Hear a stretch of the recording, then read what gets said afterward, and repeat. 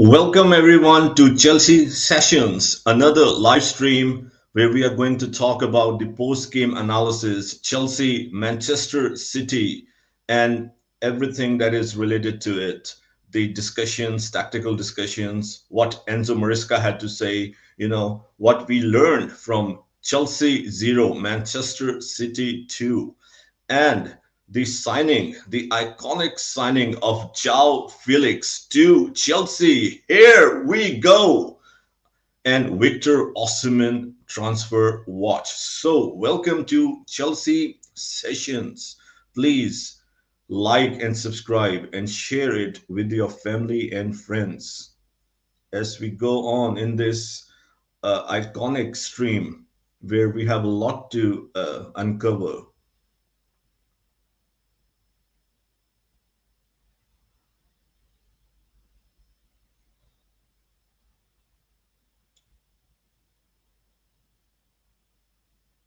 Let me know your thoughts. What do you think about the game? There are different school of thoughts. Some people are satisfied with the performance. They believe that as far as performance goes, we showed a lot of progress and potential, and some of the fans, analysts think that the performance was underwhelming. We still have not improved. There's still a lot of gaps. The defense was vulnerable. Let me know your thoughts. Share your thoughts with us. Hello, Ty. Welcome, everyone. Sit back and relax. I hope you enjoy this stream. Big up, Ty. Big up, Ty. I hope you're doing well. Yes, absolutely. Please like and subscribe to your family and friends. Nightbot is here to assist. Hello, Dante. Big up, Dante. All right. So let's dive straight into it.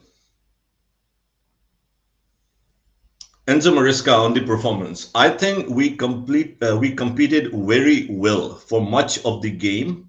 We were similar, if not better. The performance was there, but we didn't take the chances. Probably the big difference was inside the box. I'm quite happy in terms of performance. Well, there's a lot to dissect over here. What Mariska says, or Mariska said, I agree. I agree to that. Given where we were with a new squad and a new manager, right? In terms of where should be in our build, right? In our progress with a new manager, if we see it realistically, of course, it will take time, right? In terms of a new philosophy, ball possession philosophy, a lot of players coming back from injury and having a preseason and a manager just there for 5 6 weeks. So definitely, in terms of that, you're facing the best team, not only in England, but perhaps the best team in England, in the world, I would say, in the last 10 years, Manchester City. So we have to factor in my opinion, all these things. It is very important to factor in. Let's see what Tubejo had to say. We played very well, but we can't finish our chances. Also, yes, you're going to that place, right? Yeah, I agree. We'll come to that. We'll come to the refereeing. It's a great point. So, look, if I just see the game, so my take on it is that if I just see the game, okay, it's the game. I don't have to factor in where we are in our development, right? What is the situation at Chelsea, where Manchester City is. If I just look at the game without taking all these variables into consideration, then I think it was an underwhelming performance. It was not a good performance, in my opinion. But when we analyze, we have to see all these things, right? Manchester City firing on all cylinders, the best team, as I said, in the world, in my opinion, in the last 10 years. And we are, it's not a rebuild from the scratch, but again, it's so important to remember that we didn't have 10 to 12 players throughout the season. So they didn't play. Fofana didn't play. Lavia didn't play, right? And Kunku. So it will naturally take some time. In that context, I think it was a decent performance at best. There are so many things that needs to be improved, but again, look, cannot see this game and make a conclusion, in my opinion, right? This is the most difficult game on paper. Yes, there we can say that last season we did well, but these things doesn't matter. You cannot compare like that. The last season we dominated City, we did well, so we should have done. It's different manager, different playing styles. Sometimes it can suit one manager, it might not suit the other manager.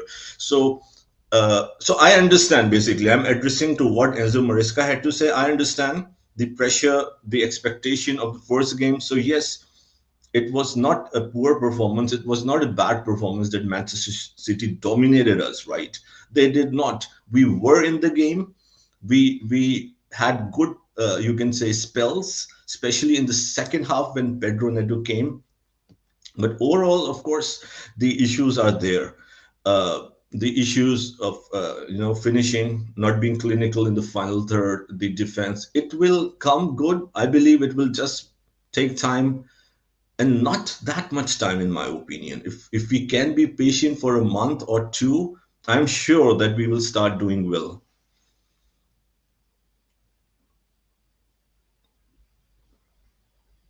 Okay, so let me share another quote of our gaffer.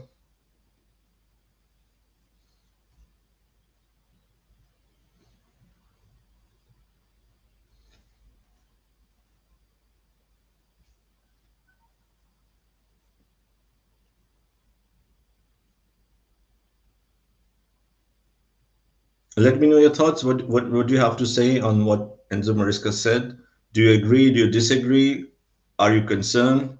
Or are you satisfied with our progress? So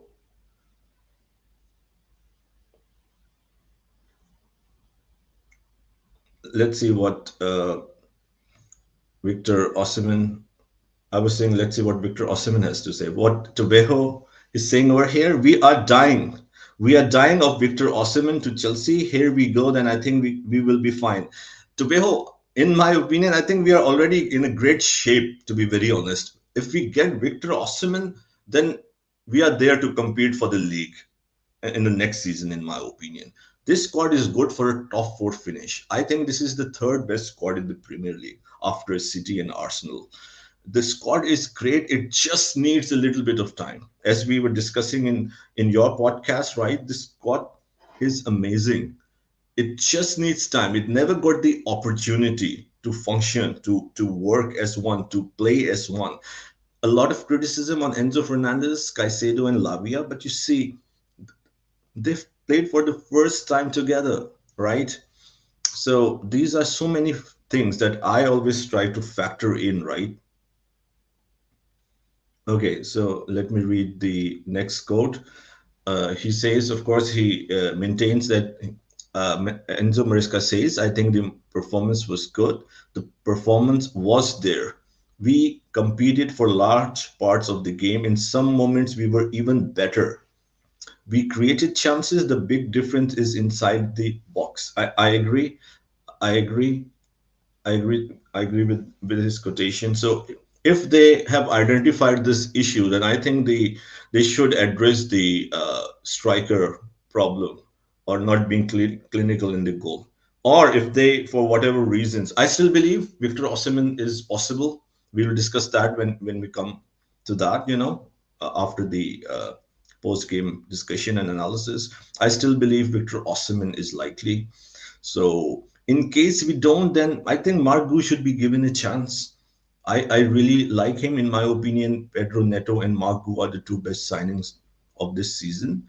And I truly believe that he should be given a chance. If this is, we are still in a rebuild, right? Why not? Why not? I think he's a great player. He showed his potential in the preseason. He has all the attributes. So why not Mark Gu if we don't go for another striker? Tobejo says that great shape with Nico as our main striker against. Sorry, great shape with Nico as our main striker. Again, good luck. Yes. Um, Chelsea want a straight loan, and they will wait until the end of the transfer window because it is desperate times. Yes, that's what it is reported. So we'll discuss that on length. Thank you, Tobejo. Thank you for sharing. Yes, please don't forget to like the stream if you love what you see. Please share it with your family and friends. All right. So let's see what Enzo Maresca had to say. All these quotation, of course, from the post-game talk, his post-game statements that we are discussing over here, and of course, we'll go in length and discuss other things.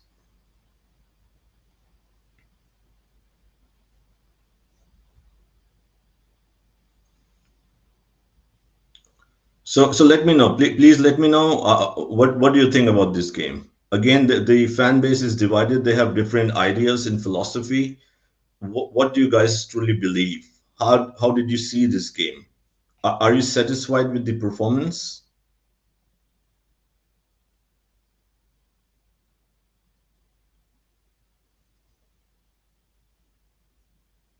Okay, I'll have this quotation first. It's one of the talks in the post match.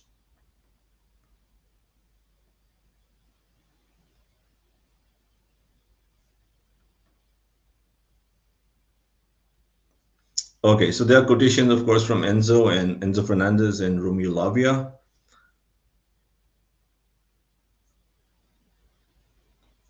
Romeo Lavia says there are 38 games in the season. There's something growing, and you can see that on the pitch. The result didn't go on our way today, but the way we played is where we want to be. So, a lot of positivity. The players, it's great to see. It's very important, that the players can feel the momentum. They can buy into the philosophy, and they have the belief at this phase, I think the most important thing is the belief, is to believe in this, and to believe in the manager, and to believe in the ideas and the performance, that it will soon give us the results. It's instrumental, because when we are in a kind of a rebuild, you can say, at this phase, so it's pivotal that the players are confident, you know, that the players are confident, and are, can keep up with this difficult time, a time of transition, as you can say, because it's so important. If they can go through this rebuild, this training regime, these, you can say, some bad results, it will only give us, great sustainability very soon, in my opinion. So the most important thing when we are trying to compete, trying to get back, trying to find our way up the patterns, the philosophy of Enzo Maresca is that everyone is on one page. That is the most important thing. The confident level is very important for a young squad like Chelsea. So what do you guys have to say on that? Please share your views.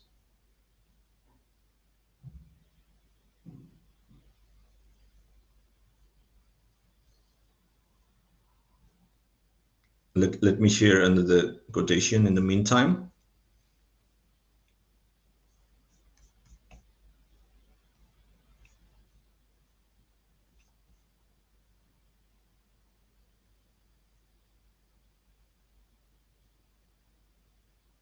What do you think we lacked in this game? If you have to analyze, what did we lack?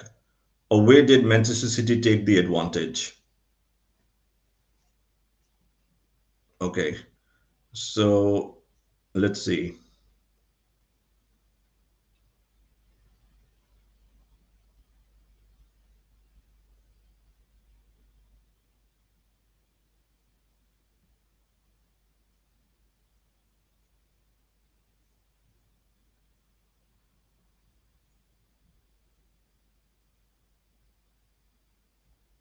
Let's see another quotation from Romeo Lavia.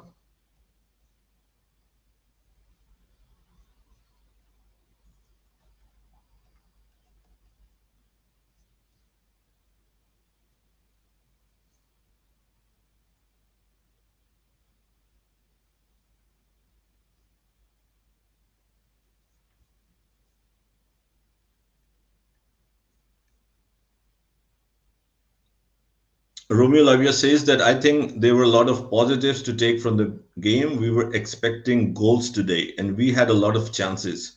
We need to take the positives and move on. Very, very well said. Showed some leadership over here, showed some maturity. The only thing I would disagree is that I don't think so. We created a lot of chances, but I can understand, given the context that we played Manchester City, the iconic Manchester City, in the first game, so it's never easy. We did create a few chances.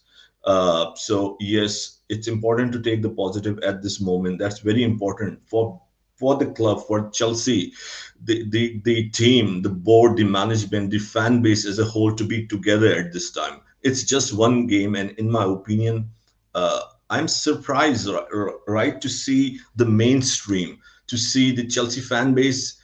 Of course, everyone has their view, and I'm all for it. I always advocate for freedom of expression and give your views and be authentic. But after one game being too negative, I don't understand personally. It's just one game. I know I'm myself concerned about a few things moving forward, but generally, as I said, we know when Enzo Maresca was signed, we know that this is a kind of a rebuild, right? It was a turbulent season. It will take time. So just give it a bit of time. I'm not saying give it 1 year and say, okay, everything is going wrong, and you sing praises for the performances. At least give it, with what I mean, give it is 2 months. Then analyze what Enzo Maresca is doing. Give it at least 8 games, right? Then we can really see what's happening. That's my opinion. Please feel free to share your opinion. It will be interesting to see. Let's address the chat.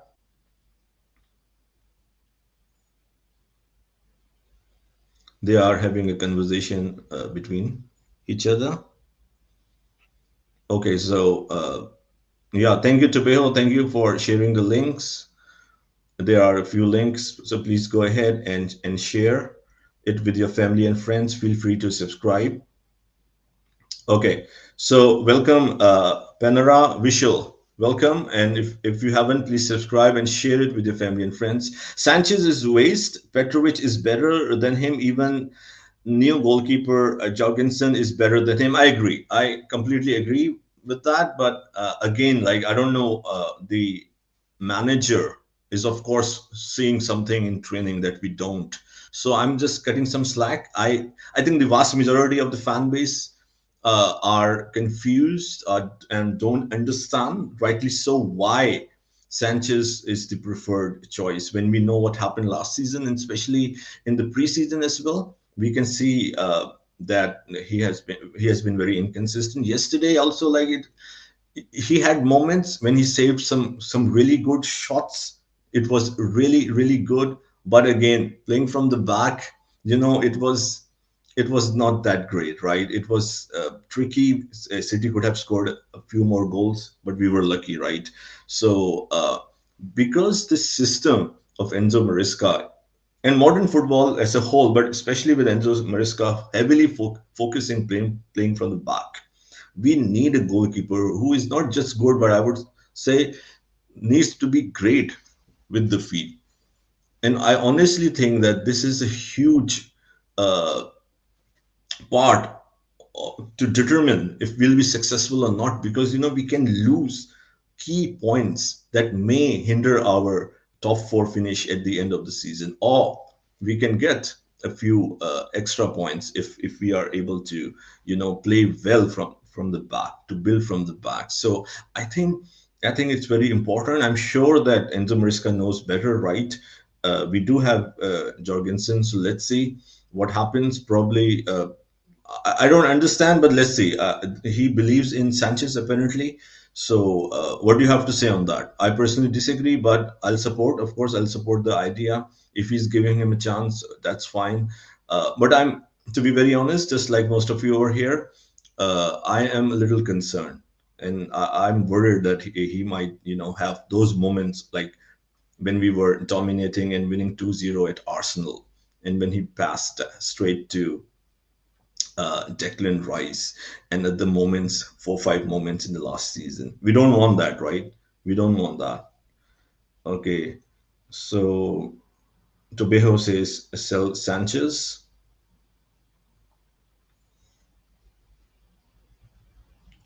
There are other links over here, so thank you so much. Please, you can subscribe to the links that Tobejo has shared. Thank you so much. I appreciate it.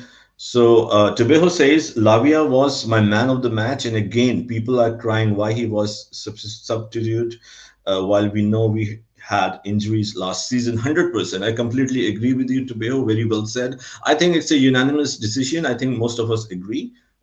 Please let us know who is your man of the match. Lavia was amazing. Lavia has been the standout player, in my opinion, in the preseason as well. And yeah, so this is a huge positive. Seeing Lavia from the start functioning at the highest level, right? As if he didn't miss a step. So kindly give me a second. I'm here. Just give me a second.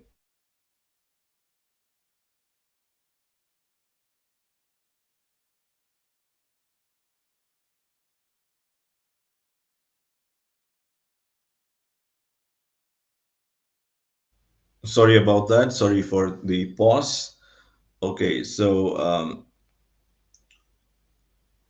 Penara Vishal says Sanchez is waste. Petrovic is better than him. Even the goalkeeper Jorgensen is better than him. Absolutely. Um, Big up to Willinda. Thank you for tuning in. Lavia was positive. Neto was excellent. He will succeed 100%. Mariska needs to learn to be more flexible. That's interesting. Yes, that is a huge point, that you made, that how Enzo Mariska can set up the team, and adapt to different oppositions. That will be crucial in our progress and our success this season. Tobejo says, I won't be here for long. Okay. because I'm on work. Absolutely, Tobiho. Absolutely, Tobiho. Thank you for the support as always. Thank you for tuning in, and we truly appreciate it. Uh, okay, they are having a conversation. Panera says Wesley Fofana make wrong pass straight to Kovacic, and Sanchez make mistake until that Chelsea was in the game. Yes, that's true. That's true, and it's a if you see in a holistic framework, then there were errors from the back all the way, and even in the midfield, Caicedo Enzo failed to close the gap. They both had the opportunities. So for some reason they did not move right, and to gave a free run to Kovacic to score the goal. As I said, Sanchez had a great game on few instances. It's like a game of two halves, right? Half of the game he was great, and other instances he wasn't great, especially playing from the backs. That's a concern.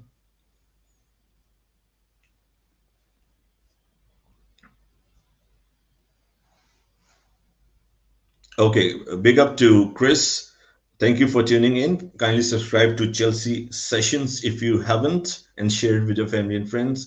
Hi, I think Hi, thank for the show. Okay, you're most welcome, sir. I'm watching from Ivory Coast. Wow, that's great. Thank you so much. Thank you so much. It's great. The diverse audience of Chelsea. It's always great, the unity and the support the club that gets, and especially Chelsea sessions. So it's great. Um, Please, we need Victor Osimhen. Of course, I'm a huge advocate of Victor Osimhen. I call Victor Osimhen the missing link.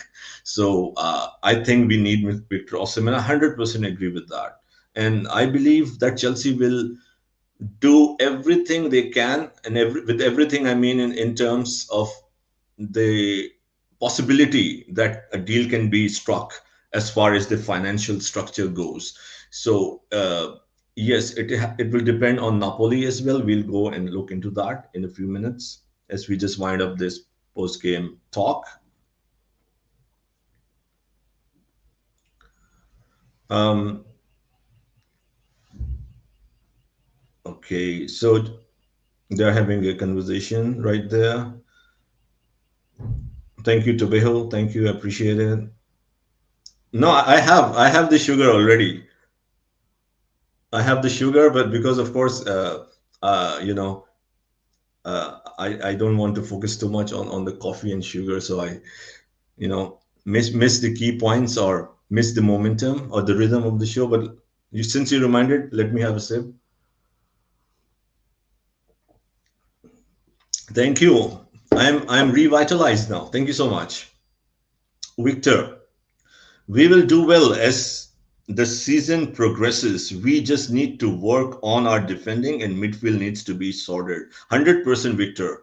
If you want, can you elaborate on that? Because, of course, as analysts and commentators of the game, we always like to know what everyone is thinking so we can identify. It's always important to identify the areas and have different opinions and to see, what works, what do you have to say. When you said I completely agree with you. When you said that we need to sort out the midfield, can you elaborate if you want? So it will be interesting to see what do you have to say on that. Um, You have a point, but Joao Felix will fix that, and Osimhen will go to Joao Felix and Osimhen in a while. Yeah, the sugar guy. We need the sugar guy. Hopefully he'll join. Victor, question for the host: what do you think really made us struggle? Very good question. A very open-ended question. Okay, so I'll try to answer. I think where we lacked was, of course, in the midfield, right? Manchester City were too comfortable. In my opinion, after watching the game twice, I think Pep Guardiola, not only I'm not saying because he knew no Enzo Maresca. That's one thing. That's one factor. But the way, of course, like all of us did our research on Enzo Maresca's system. With what I'm saying, that he figured out very well that how he will set up, how he will play, right? So they were comfortable. If you see, Manchester City were not intense, they were not aggressive in this game. And with that I am trying to say over here is that they didn't feel that they will have to take the game on to Chelsea. They let us have the ball at large part of the game, and because of our slow builds up, they were really effective in their position. So the defense was very well organized. We took our time, right, to with a slow build up, and nothing against that, right? But we have to figure out it didn't work against Manchester City. That's what I'm trying to say, in my opinion. The slow build up, that's fine. That is the Enzo Maresca's philosophy moving forward. But I think the team against Manchester City, it did not work. It allowed them a lot of time with the quality that they have on the pitch. As I said, the position is the most important thing over here. If the players are in position before ahead of time, you won the game, right? And with the solid defense that Manchester City possess, they knew that we lack quality in the final third. So even though we kept possession, more possession than Manchester City, uh, Manchester City were very comfortable. We were not threatening, right? And the midfield, when we had the possession, I don't think so. It was a dominance. And I'm not saying it was a wasteful kind of a display in the midfield, but when Enzo Fernandez, who was playing up, with Lavia and Caicedo in deep, right?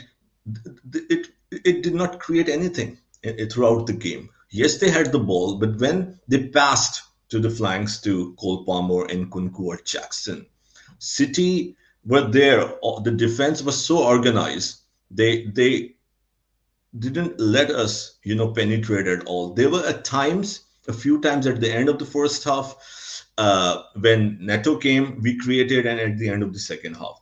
That too had to do, with all due respect, because I don't want to criticize, right? Make our performance look bad, because I'm trying to say how it is. There were two or three balls that pop, when they tried to close, and it fell to an Nkunku or a Lavia or Gusto, and they had a through ball.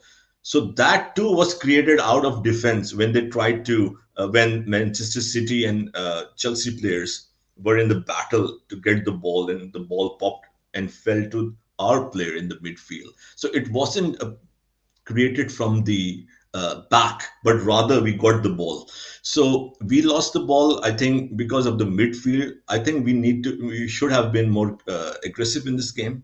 That was lacking. We let it too easy for Manchester City, in my opinion. They knew all our steps ahead of the time. They had the positional awareness, and once they received the ball, if you can see, I'm surprised that City didn't score 4 or 5. If you saw the game, I'm sure you have observed when City received the ball and on counter attacks, you will see Kukurea, Gusto completely alone, right? So much void in the midfield. That is concerning, I would say. So much void. If City were on top of the game, they could have really hurt us 4-5-6-0. If you see, Kukurea was struggling, right? Only one on one, right? So there was nothing to cover. And of course, we don't have the pace. When we move the bodies that much high, the midfield lacks the pace, right? So I think this is the area. It's very soon to say what's the talking about the game. Yes, I can say that, but it's too soon to say what is how it will reflect on the coming games, right? But we were still high on the pitch.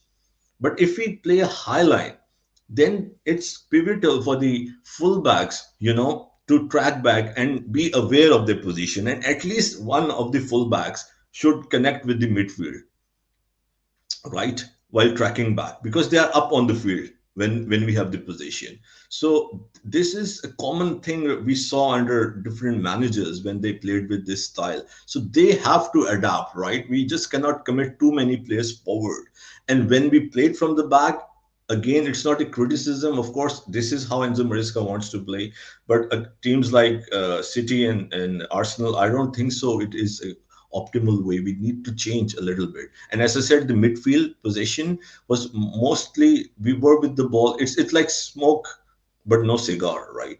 So this is my understanding. So it was very comfortable for Manchester City in most of the instances when we even uh, tried to hack the ball, or we were in good position in the final third. Nico Jackson again, it's not a criticism on him, but I can say, especially looking at the entire season, although he scored a handful of goals, but we can see when he had two opportunities, he took so much time, right? He took so much extra seconds, extra touches to shoot. So these are the areas, and I'm sure when if we can identify Enzo Maresca, who is working with them every day on the training pitch, must have identify or can see these issues. So that's why I think it will take some time, and we need to be patient. Let them work, let them try to sort this out, and hopefully that will be sorted out soon. Penara says that Jackson is not clinical.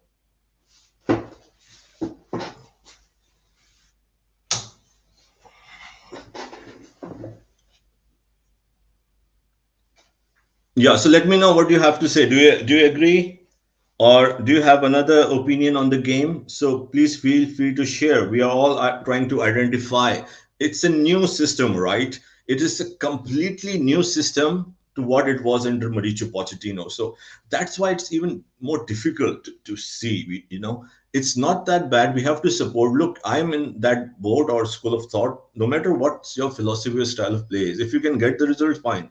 I know this style is slow, to be very honest, but if it can work, no problem. If it can work, no problem. As long as we get the results, no problem. So I think a lot of fans or a lot of analysts who said that this was a very bad performance is maybe because of this huge change of playing style that we saw under Mauricio Pochettino. To be honest, that was interesting to watch, right? And that to Enzo Maresca. But anyways, we have to get the result. You can play a Hansi Flick or a Klopp style of play, get the result, or you play a Diego Simeone style of play and get the result. Personally, I don't mind. Whatever style you play, at the end of the day, if there is success, we can win trophies. That's what we want, right? Victor says Lavia, Caicedo, and Enzo doesn't look like it will work. That's a very good point. And there's a lot of discussion on that, right? Lavia, Caicedo, Enzo. Well, it's very difficult to say, and it's a very solid point that you made. Again, we have to also see that they played for the very first time, right? They played for the very first time last season. Oh, sorry, this Sunday, and they were because Lavia only played 32 minutes last season, so they never played together. But I understand your point, and that's why, of course, Conor Gallagher was instrumental last season when we saw with Enzo Caicedo. It was not that great, but when Caicedo and Gallagher were playing in the pivot, it was different. But anyways, Gallagher is gone, and I would say, look, I love Conor Gallagher, but I understand that he is not a player who would fit in Enzo Maresca's system. But Enzo Fernandez, I think, was doing more of the Conor Gallagher job yesterday or on Sunday. Sorry, I think you're right. Enzo Maresca needs to figure out a way. Look, all of these three players, if you talk about footballing aspects and Enzo Maresca's style, if we just talk about that, all these three players are great. Caicedo, amazing with the feet, right? Lavia, we have seen, is our standout player from the very start. He is our standout player from the very beginning of the preseason up till now. So that's not a concern. Of course, we have to see how all three of these players combine and be effective, right? So yeah. So this is the most important point. And Enzo Fernandez, who suffered under Mauricio Pochettino, right? Because especially how he was utilized, is a great technical player. So if we talk about all of these three players individually, it seems a perfect fit for Enzo Maresca, right? But collectively, because there are other attributes, as I said, building from the back, keeping the ball is one thing that they will do great, no doubt about that. But having the, you can say, especially off the ball, I'm not concerned, but where it remains to be seen if they can be effective, and that too has not to do with the game, in my opinion. It has to do with the physicality. It has to do with this pace, because we will really need to track back and close down on the counters. So playing all three together, is it best, especially when playing off the ball? The positional awareness needs to be very important moving forward. One of those players will have to link with either of the fullbacks. This is, I think, how it works in the ball possession approach. They need to figure out and really have a clear philosophy how they will react when they lose the ball, and especially the other team counter attacks quickly, because that was not clear yesterday. We were all over the place in that scenario. But I'm not concerned. Again, look, they did not play with each other. It's the first time they played with each other. Definitely it will take time, but there are still question marks. But overall, I'm not that concerned, because all three of them are great. To be very honest, please let me know your thoughts in the comment section. Enzo Fernandez, I repeat, Lavia, Caicedo, we can't get any better players than them as far as playing Enzo Maresca style, right? So it's a check. They check all these boxes. As I said, the physicality, perhaps the pace, which is so instrumental in the Premier League. How will we cope up with that, right? So let's see. As Victor says, Enzo is too slow on progression. I agree with that. 100% I agree with that. And that's what I just addressed, right? So it remains to be seen in the whole dynamics and balance of the game.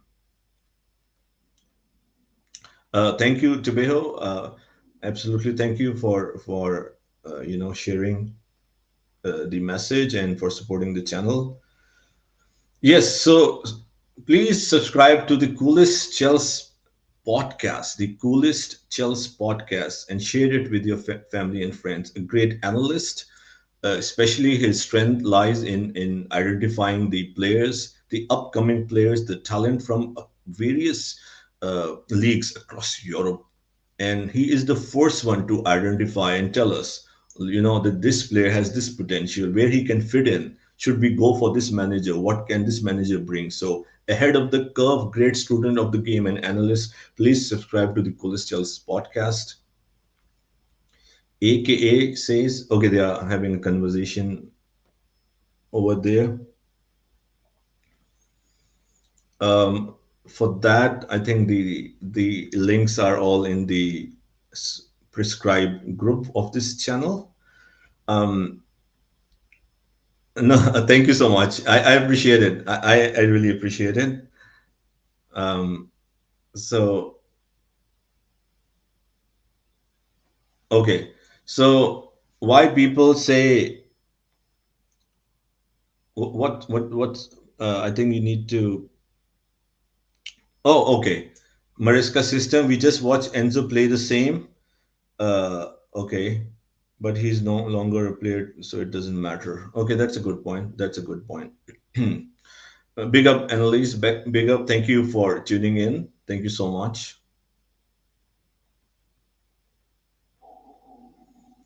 Enzo has not been good to me since Potter. AKA says for us, it felt like Potter was the best, bringing. I believe you're talking Potter bringing the best of out of Enzo Fernandez, right? Big up, Garvin. Big up, Garvin. So okay, let's move ahead and see some of the one or two more tweets on this post game analysis, and then we move to move on the to discuss the transfers of Victor Osimhen, potential transfer of Victor Osimhen and Joao Felix. What a signing, right? What a signing.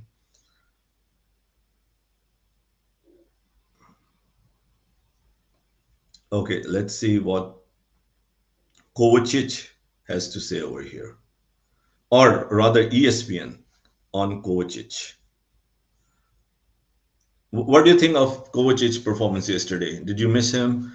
Did you think we should have like kept him, or we miss him right in the midfield?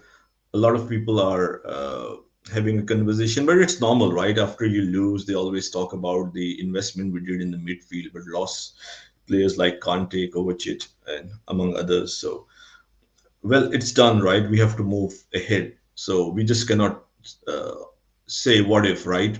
We have to look what is in front of us and move forward, right? Okay. So, yes, big up, Gowan, big up. Hope you're having a good day. Uh,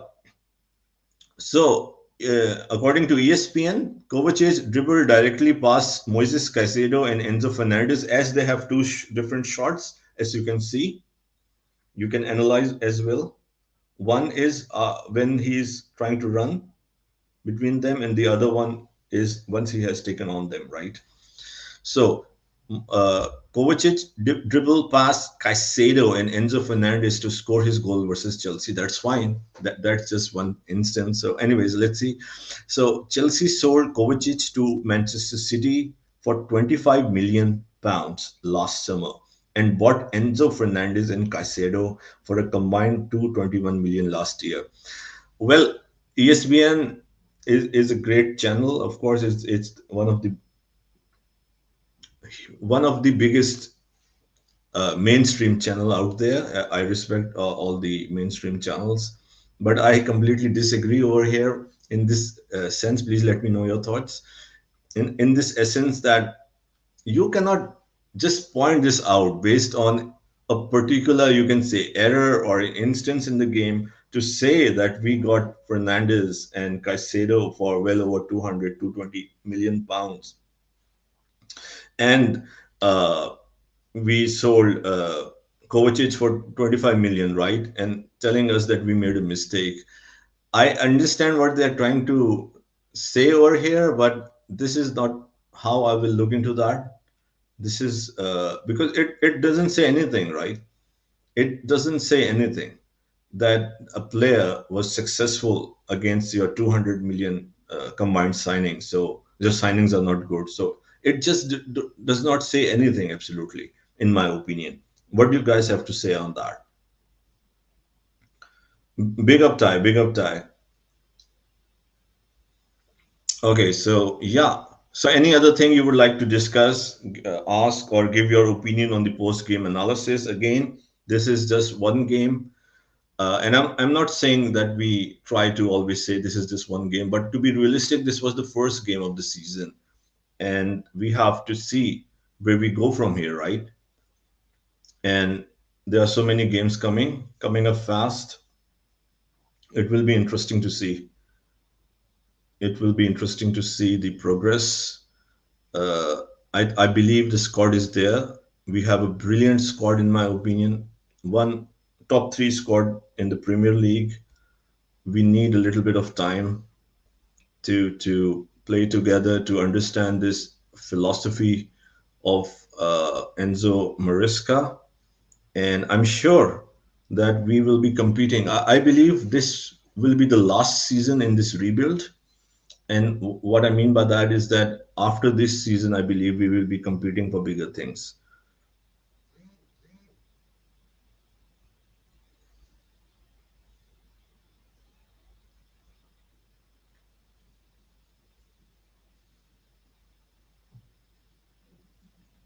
Okay, so here it is. Here it is, what we have been waiting for. What we have been hitting for, waiting for, is right here. Here we go. This is now the energy time, the celebration time. Let's celebrate. Here we go. Joao Felix has completed main part of medical test in London, and he is going to sign his contract later today. Deal valid until June 2013 plus option for For the season 2031, Conor Gallagher will fly to Madrid when all documents will be signed for Felix deal. Excellent. That's a great news. That's an amazing news. That's a huge signing. What do you guys have to say? Are you excited? Are you celebrating for this signing? I think this is a huge signing. It feels like nostalgic, right? And again, what a player, I would say. Especially he will be required, I would say, for creating. We are missing players who are performing on the flanks. We can see the issue of Raheem Sterling. And with the issue, I'm not saying the issue of what he stated. He's been so inconsistent with us. Modric has so far has not come to his best. And only we have Cole Palmer and at times Medweke from the right who is creating. We need more creative players. That will remain to be seen where he will start. Where will he play? Will he start? There are so many discussion about Joao Felix. A lot of people are having a reservation that okay, that's a good signing, but will he get the opportunity to start? If so, where will he play? All these questions. To be very honest, I think it's a win-win situation. This is exactly what we need at a time when we are rebuilding, right? At a time when we need more momentum, we need results, we need consistency. It's a good headache to have players who can fight for different positions. It's not an issue at all. If anything, it's a huge blessing, right? I believe as a 10, for me personally, whenever he played there, he was at his best. But I don't see him playing there, especially because of sometimes or most of the times you will see two eights deployed.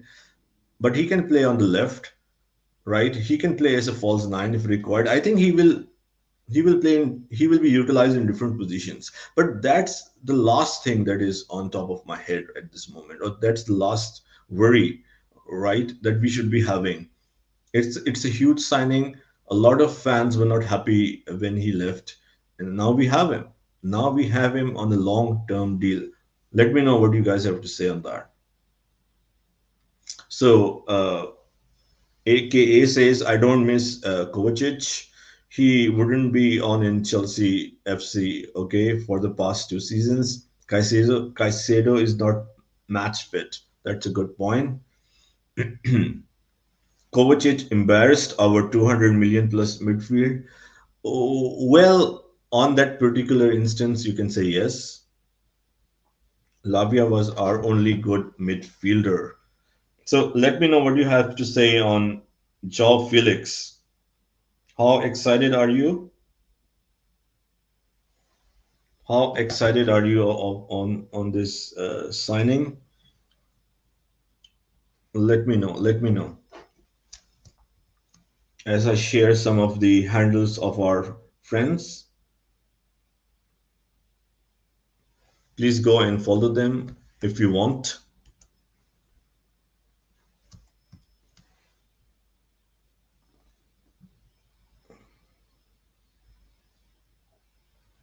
Yeah, so what do you think of this signing? I think this is a huge signing. It's an amazing signing for Chelsea Football Club. It's a huge signing. So I've sent some of the links of our friends in the community with their own YouTube channels, with their own uh, Twitters, who are very important to this community and are a big voice in this community. Very rational, data driven. And here we have Jordan Heyman. Welcome, Jordan. Welcome, Oh, Jordan, to hey the Jared. coolest Chelsea spot.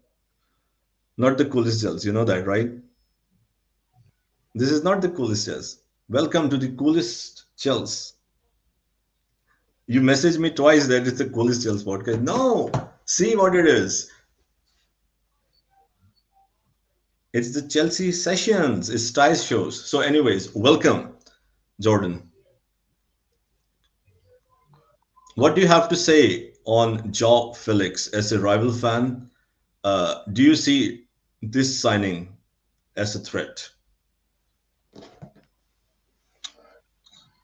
Um, this looks to me like a great one, no doubt. I'm familiar with him very well. Coming to, as I said, yeah, probably I did say this on my Jamaican friend that's gravel about this player, Felix. He used to come at Chelsea, then he left Chelsea to Barcelona. I know he's at Atletico Madrid. I know he want to return back to Premier League. Wow. It- Well, this will be looking good.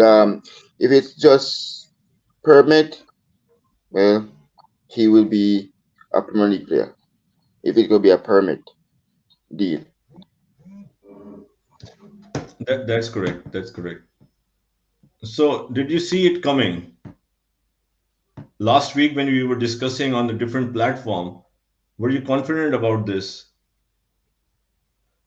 Were you Um, confident about this signing? well, for me, he's very he makes me nervous. Really? Why? Why is that so? When he came to Chelsea and played you guys. That's before I meet you guys. He was playing very fantastic for you guys. I think what year was that? I don't remember. I think that was in the Jurgen Klopp era, but now it's Slot era. But I think for if he come to the Premier League, well, coming to the Premier League once, I think this is the second time he's gonna come to the Premier League. Here we come, and this will be his second. But yeah, I think he will do well for Chelsea Football Club. So yeah. Yeah. So, AK, yes, I'm trying to read all the comments as much as possible. So, of course, there are so many topics. So, we went after the post game analysis on Joe Felix. So, I know you were talking on Kovacic. So, I apologize for that. But of course, I tried my best as much as possible to read the comments as we were discussing the topics. So, here it is. Here we have the man himself, Tyrone. Welcome to Chelsea Sessions. Well, then, welcome Taro, guys. All right. Yes. Wow. So, Wow. Wow. Wow. Wow. Wow. Wow. joined Wow. at a Wow. very good time. It's in front of you. Here we go. We are all celebrating. What do you have to say on Joe Felix? I know you did your analysis. We saw your video, your analysis, and please, everyone, go and check that out. The analysis on Joe Felix. So let's hear live from the man himself. Mm. Yeah. As you said, we've gotten that. Here we go. It's been a very, very, very interesting transfer saga. It's been one where we've seen kind of Gallagher being pushed, well, not being pushed, but being forced to come back to Chelsea due to there being an issue with the clubs, and obviously there being a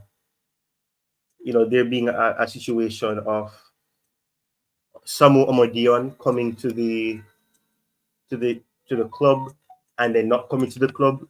It's been a saga that's been interesting. I'm sure not many fans were expecting that Joao Felix will be returning to the club because of the narratives that they would have seen as to why Felix did not come to the club. Now, Fabrizio Mano has shared it, the Athletic shared it as well, that it had nothing to do with the sporting directors not valuing him. It had nothing to do with the fact that they didn't believe he was good enough. It was a matter of trying to respect what the former coach wanted, and that is a player that perhaps wasn't the profile of a John Felix. Now with a Enzo Maresca, the new owner, oh my goodness, the new owner, oh my word, little Steve Harvey moment there, the new manager of the club, we've seen a situation where the stance that they've had have led to them opting to make that approach for him, and so far so good. It seems as if he will be returning to the club. Now, as Fabrizio Romano's tweet says right here, The deal is will be valid until 2030 plus option for further season 2031. Now, it has said that Felix has completed the main parts of his medical test in London, which means that that's fantastic. It means that we could see an unveiling of the player perhaps tomorrow. It could be a case where tomorrow we see Chelsea Football Club announce and unveil Joao Felix for the second time, but on a permanent basis. It would be fantastic. He's still a player that is somewhat young. He's still he just about fits into the age group of what we've seen Chelsea looking to sign up to the limit 25. So in a sense, that perhaps makes sense as to why we would have opted to go for him. But yeah, I think he's a wonderful player. I as you said, I would have done a analysis video on him as well. So if anybody's watching this and they've not seen that analysis video, you can watch it. It's at 1,000 views right now, and I have to thank you guys so much for that as well. You know, I'm loving that a lot of people are enjoying the analysis. A lot of people are requesting certain analysis videos, not only on Chelsea, but on other football clubs.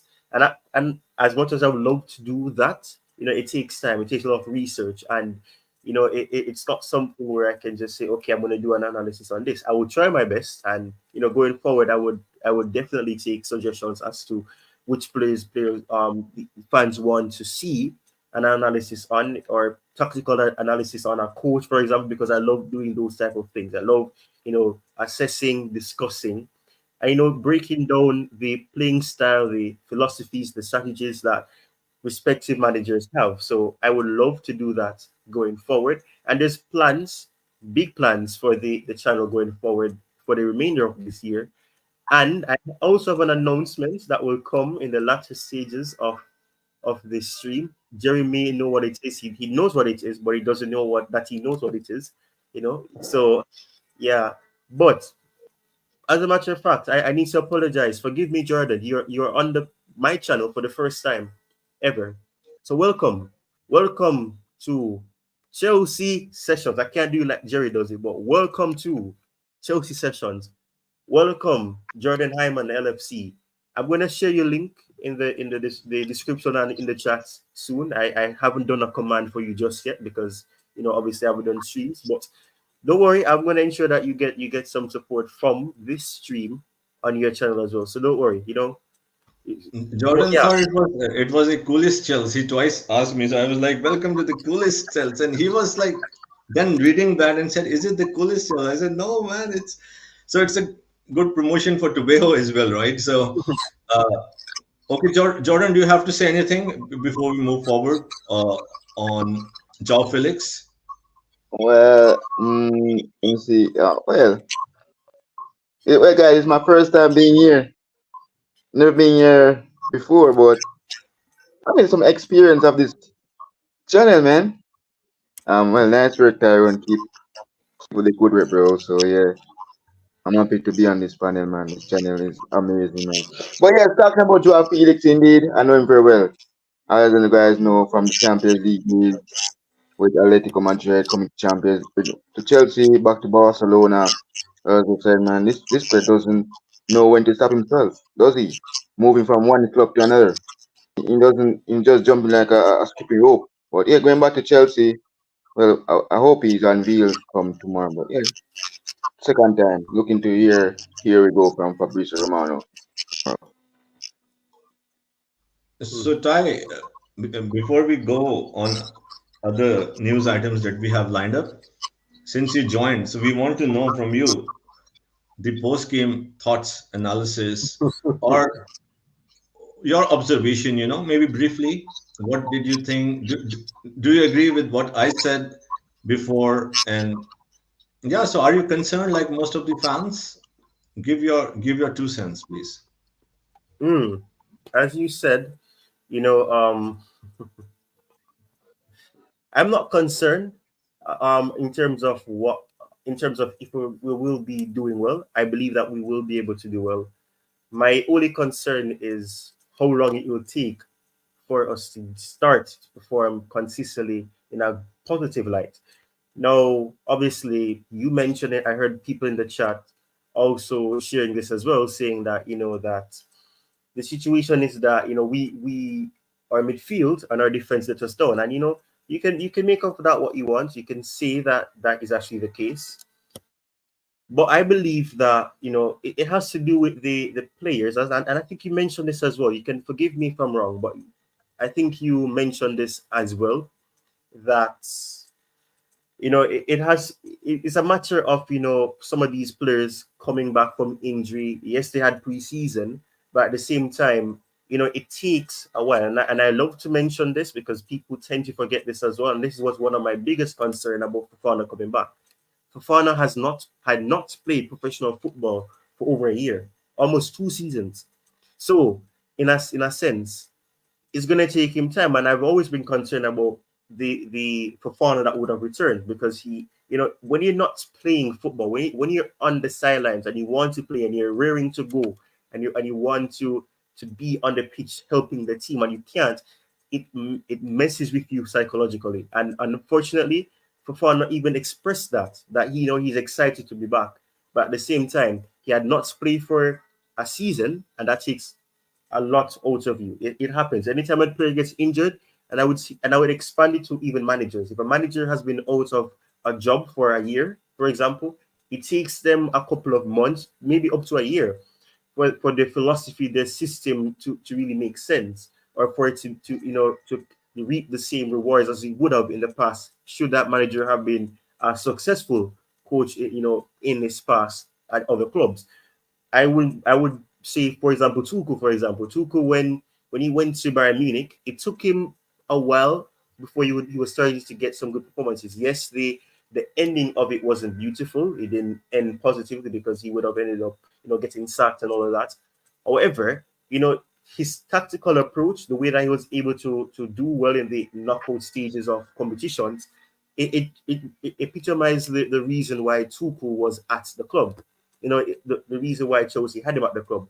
But he was out for a year, and the coaching that he would have done in the past, and the plaudits that he would have gotten, it wasn't coming in, because his philosophy, you know, as people would say, was allowing Bayern Munich to be exposed, the high line and all of that, and the issues. So it's the exact same thing with players, football in general. If you've been out, and I would say that expands to any job. If you've been out of a job for a while, or for some time, what tends to happen is that it takes you some time to get back, to integrate yourself back into that environment of succeeding, or to perform at the highest level in that job. So for Fana, yes, people, it's easy to just blame the players and say, oh yes, Fofana was in a bad position, or Levi Cowell was moving slow.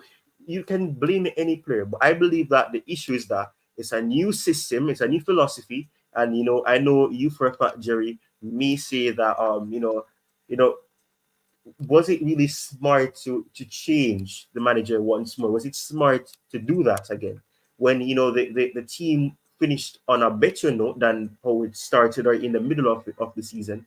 So why break up that harmony? Why break up that that chemistry, that connection that was being formed, and get a new coach in? Why not stick with the coach that was at the club before? And that's a good question. And I believe that a lot of fans still have that at the back of their head, even though they're trying to be optimistic. I'm trying to be optimistic about Enzo Maresca, because I have heard the way that he speaks, the way that he assesses the game, assesses the issues in the team, and assess why he struggled. I believe that because of that, we will be able to perform on a consistent basis. And I would have tweeted this in the past as well. It could be another sorry 2.0, where the performances might not be the greatest on a consistent basis. And I know he's Italian as well. Risa Sarri was Italian as well. Building his build-up play, his approach to getting at teams was slow. And I don't know if you're able to share that that tweet where somebody brought up the fact that the fans were booing. The home fans in the stadium were booing, the slow build-up. And Enzo Maresca was understandably frustrated, because his philosophy is still fresh in the minds of these players. He's been at the club for somewhat of 6 weeks, probably almost 2 months, 3 months now. So it's going to take some time. It's going to take a while to get into that groove and to understand it, especially when most of those players that are playing now due to some either being forced out of the club, quote unquote, some not being available, some wanting a move away, some just simply not seen as good enough. Being out of the team, and then the players that were injured for some time coming back. So it's one that we have to understand that it's not easy. And for fans that were expecting that we're gonna win against Manchester City, I'm gonna be honest. I said 2-1 Chelsea, and I'm a fan. I'm not gonna say my team is gonna lose. I'm not gonna want to say that, but realistically, and this is not something that I'm proud to say, based on the fact that we are behind, and as Tuku would say, Man City are the benchmark of the Premier League. They are the benchmark. They are the team that teams are trying to get off their high horse, get them off the throne of being the kings of England. So we have to understand that it's gonna take time. It's gonna take time. Anything that is worth it takes time. Thank you, Blue Board Analysis, for the £2. And the message says, "Welcome, Joao Felix." And just like that, I think it's best that I do the announcement now, because my good friend here, Jerry, has exposed that the channel has unlocked the features of super chats, memberships. So you can now, if your heart's desire, I'm not saying, and I would not force anybody to do super chats. I'm not one that is fancied by super chats. If you can send a super chat, fantastic. But I'm not going to be like those channels where I will only read your comments if you give a super chat. No, I'm not going to do that. But if you feel like you love the channel, or you like the channel, and you appreciate, and you want to motivate me, give me that motivation to continue by chipping in with a it doesn't have to be £2 as Jerry did. It could be anything. It could be £1. It could be anything. I'm not gonna tell you that you need to do this, and if you don't do this, you're not. No. And as you can see from Jerry's icon right there beside it, it has the member. So Jerry has joined the membership, and he is a Chelsea session member. He is a Chelsea session member. There's 2 tiers, 2 perks, not 2 perks, 2 tiers, 2 levels, I should say, that are available. It's similar to the Patreon that I would have promoted in my previous videos. So it's Chelsea session member. That's the one that is for, for probably about, I would say, well, Jerry would have to help with the conversion rate, because it's stipulated in the US currency.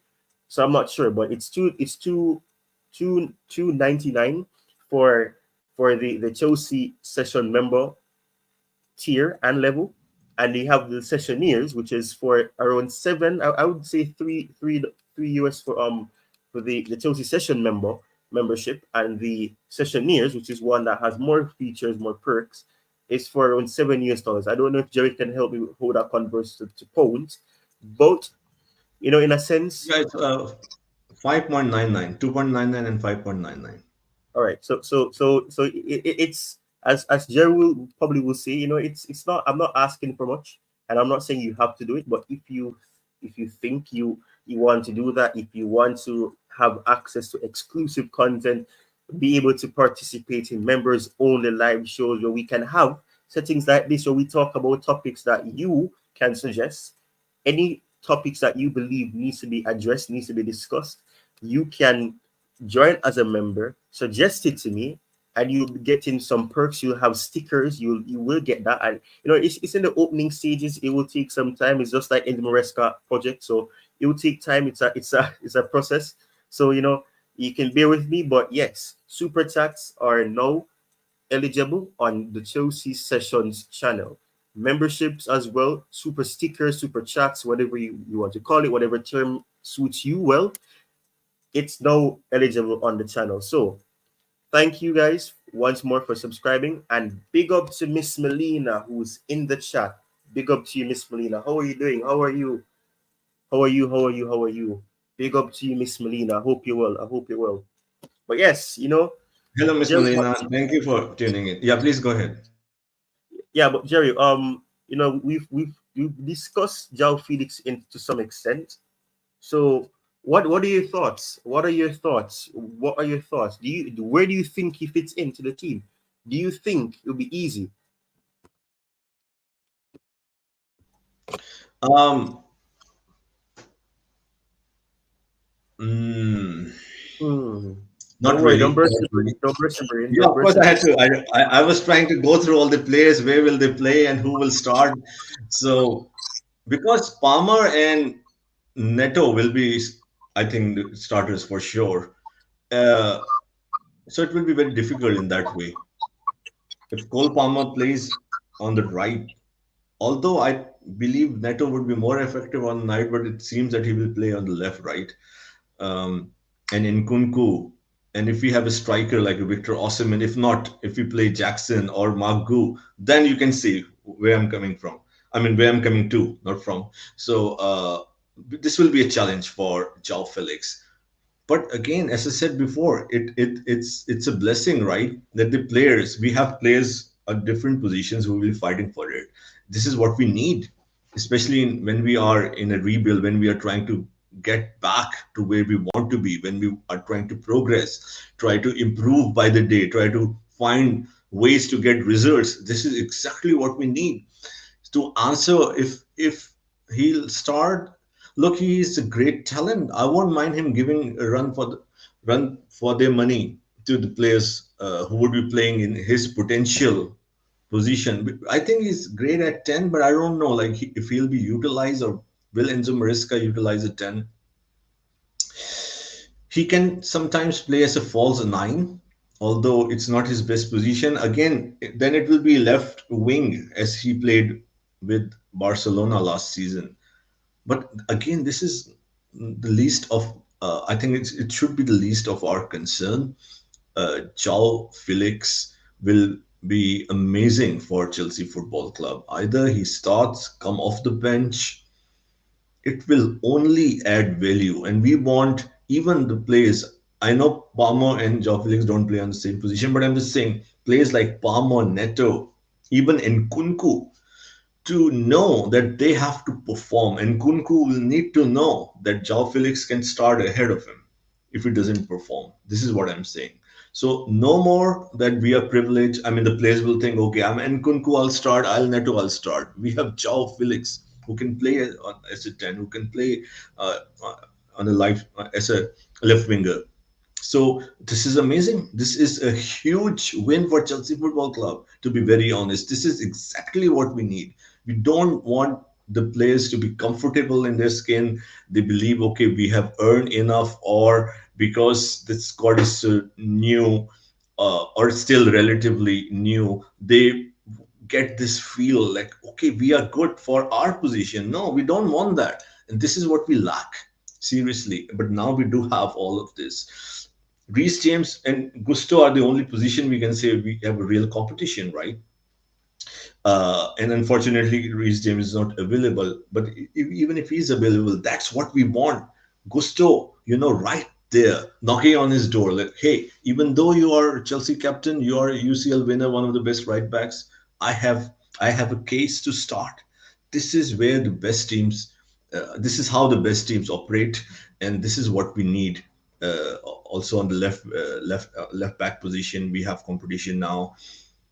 The defense, central defenders, we do have four, five, six central defenders, but now it's not about the competition. It's more to who will start, not based on competition, because they all need to perform, right? The Fofanas, Covils, uh, Dawson's of this world, Badiashile, or any other player that they would like to have.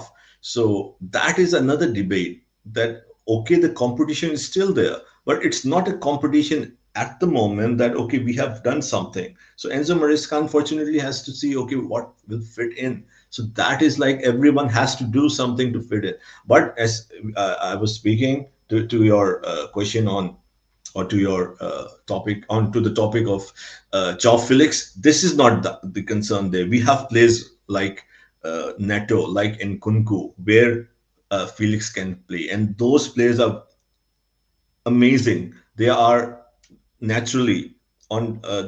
They will be in the first 11 of almost every manager. So this is where we need the competition. So in that way, I think it's a huge win for Chelsea Football Club. As I said, with the right back position, hopefully the defenders will compete. Koval will need to compete. Fofana will need to compete with Tosin and other defenders. Similarly, in the midfield, we want competition. We don't want the three uh, of amazing players like Caicedo, Enzo, and Lavia to have this feeling that we will start. We need someone to push them, and that's how we will progress.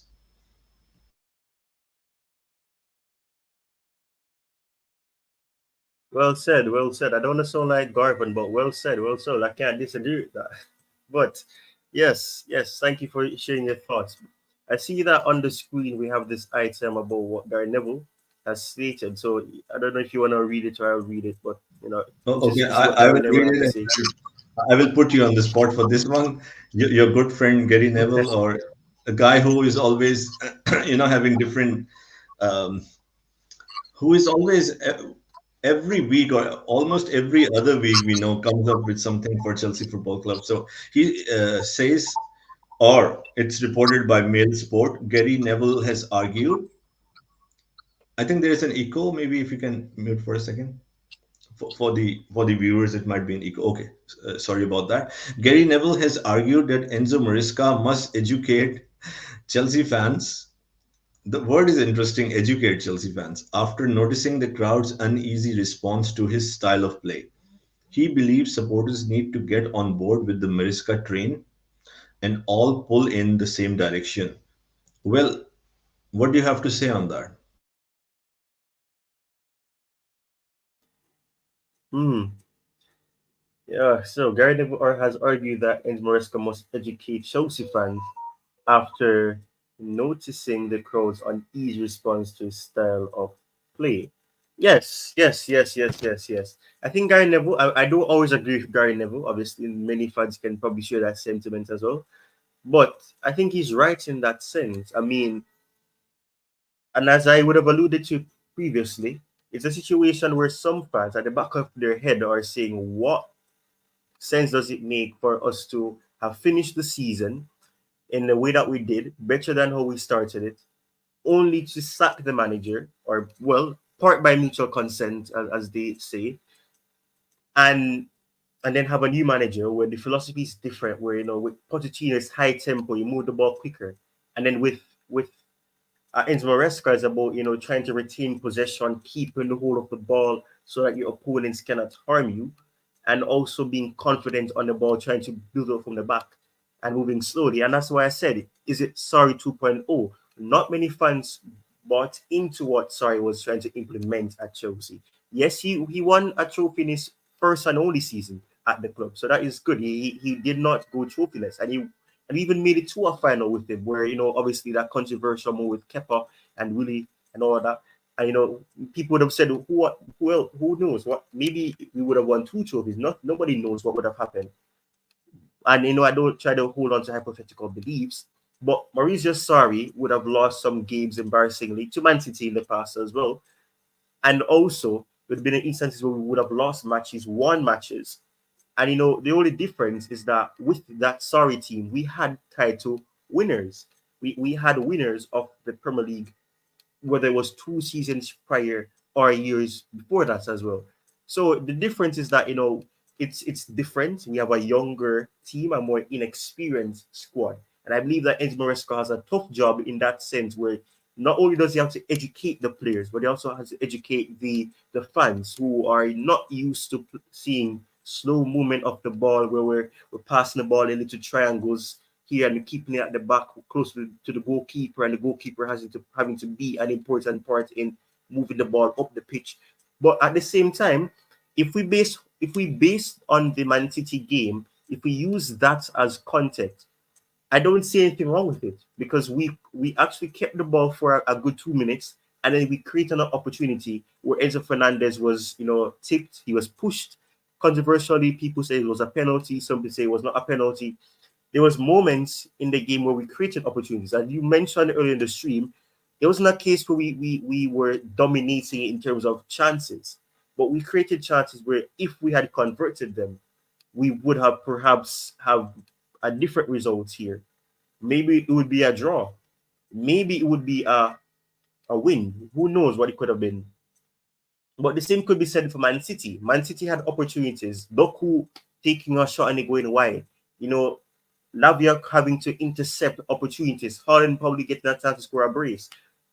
De Bruyne taking shots from outside the box and it just going wide. There was moments. Nobody knows what could have happened. But the fact of the matter is, you know, Chelsea lost 2 goals to nil to Manchester City, the title holders, the team that has the title, you know, in their grip and trying to retain it. You know, they are the club that are trying to keep that level of consistency of winning the Premier League under their belt.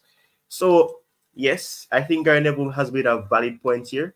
You know, the home match going fans, I should say, they don't, you know, always give that, you know, the positive thing. And I have nothing against fans having an opposing view. Yeah, I don't have any problem with them having an opposing view on, you know, you know, the manager's approach. But you have to be open-minded. You can't be closed-minded. You can't say that, oh, I don't like his approach. I don't like the fact that, you know, we are, you know, having a manager who likes to build up slower. The tempo is slower, and we just try to retain the possession. So yes, I believe Gary Neville has a valid point here. He has a lot, you know, of things that, you know, people don't agree with. But yes, I do agree with what he says there. He has to educate the fans and let them understand that this process is not going to be easy, especially with a young squad. Big up to you, Abdul Rahman. Thank you so much. I cannot recall you being on the channel before commenting. So if you're a new viewer, thank you. I hope you're subscribed as well. I hope you have liked the stream. Welcome. I hope you enjoy the stream as long as you are here. So big up. And he's saying, please shows you should sign Osimhen. He is the missing piece in the team. Ah, 100%. And you came at the very right time. You can see we just have yes, Osimhen. Please go ahead, Ty. yes. You know, I don't agree that he's the missing piece. I don't believe that we should use that terminology of the missing piece. We said Lukaku was a missing piece, and now he's the elephant in the room, the guy who is supposedly going to be going in the opposite direction of Osimhen, and he'll be going to Napoli. They're trying to sort out a deal for him as well. So I don't believe that we should say that, you know, he is the missing piece. But yes, I think he could be an ideal piece in the puzzle, the jigsaw puzzle, the puzzle that we're trying to solve. I believe that he could help the team. And I believe that the opportunities that we saw Jackson not be able to convert, if it was an Osimhen in that position, maybe we could have won the match. Maybe we could have scored a goal, get ourselves on the tally board for, you know, opening our accounts in the 2024-25 season. And Miss Melina is saying like the video, yes. But yes, you know, on the screen, the item we have here says, and this is by Chelsea Dodgers. Chelsea Dodgers is an excellent, you know, X account as well. You know, he always shares reliable information. Sometimes he shares other reports that perhaps people don't agree with, but he's a reliable, you know, sharer of news. So he says Victor Osimhen and Napoli are likely to explore alternative options first. A loan to Chelsea remains a possibility, and the Blues are prepared to keep that door open until the end of the window in case he has a change of heart. And this is a quotation from the Athletic FC. And yeah, I'm going to ask you. You put me on the spot, Jerry. I'm going to put you on the spot now. What do you think? Do you think that Chelsea should opt to, you know, get him on a loan and with an option to buy, or do you think we should be going from the get-go for a permanent deal? What do you think we should do? We should definitely be going for a permanent deal of the player of this stature, I say of Victor Osimhen. And as you said about the missing piece, as Mr. Abdul Rahman said, and he said missing piece, and I say missing link. So I do believe he is the missing link. I know, as you said, that we should not, say, and I understand why you're saying that, because it it's a huge pressure. Things may or may not work, but but I believe, but I believe that we should be confident, right? Did you press something? I guess. Okay. Yeah. So I believe that we should be confident for this move. We should not have any reservation. We should not have any fear.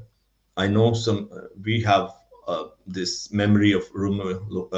I'm saying, yeah, of a certain players, including Werner, Lukaku.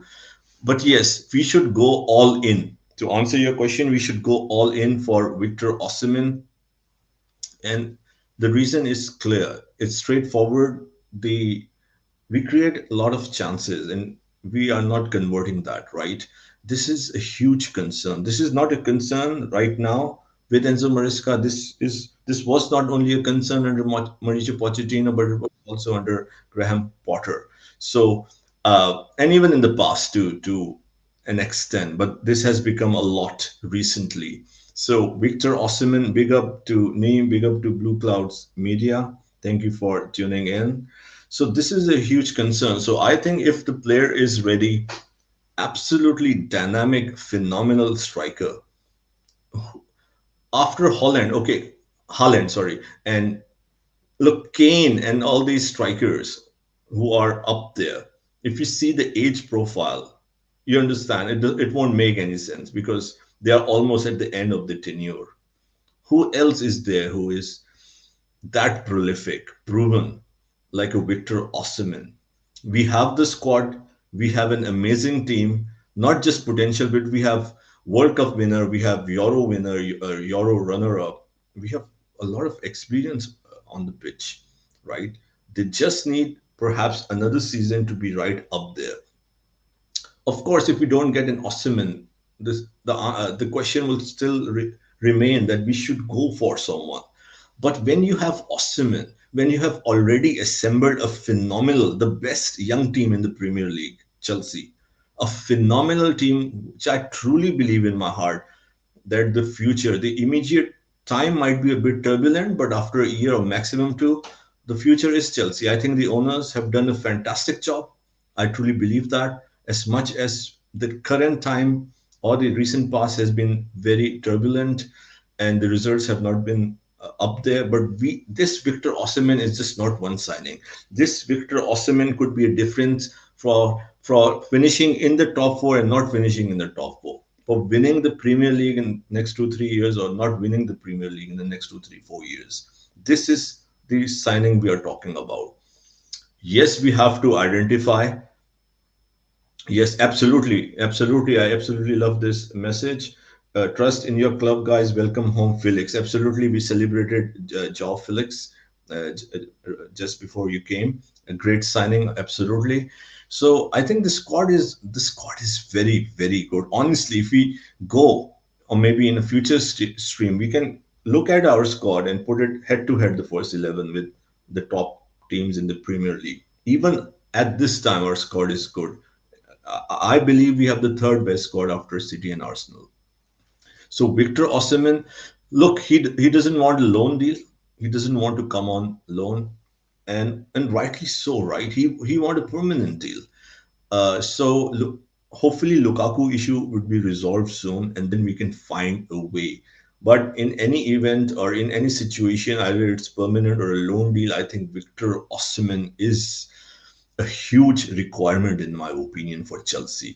And with the requirement, I mean for someone who can come in and we can hit the ground running. Everything as it plays, I honestly believe it. I know, Ty, you're a little bit hesitant to say or believe that.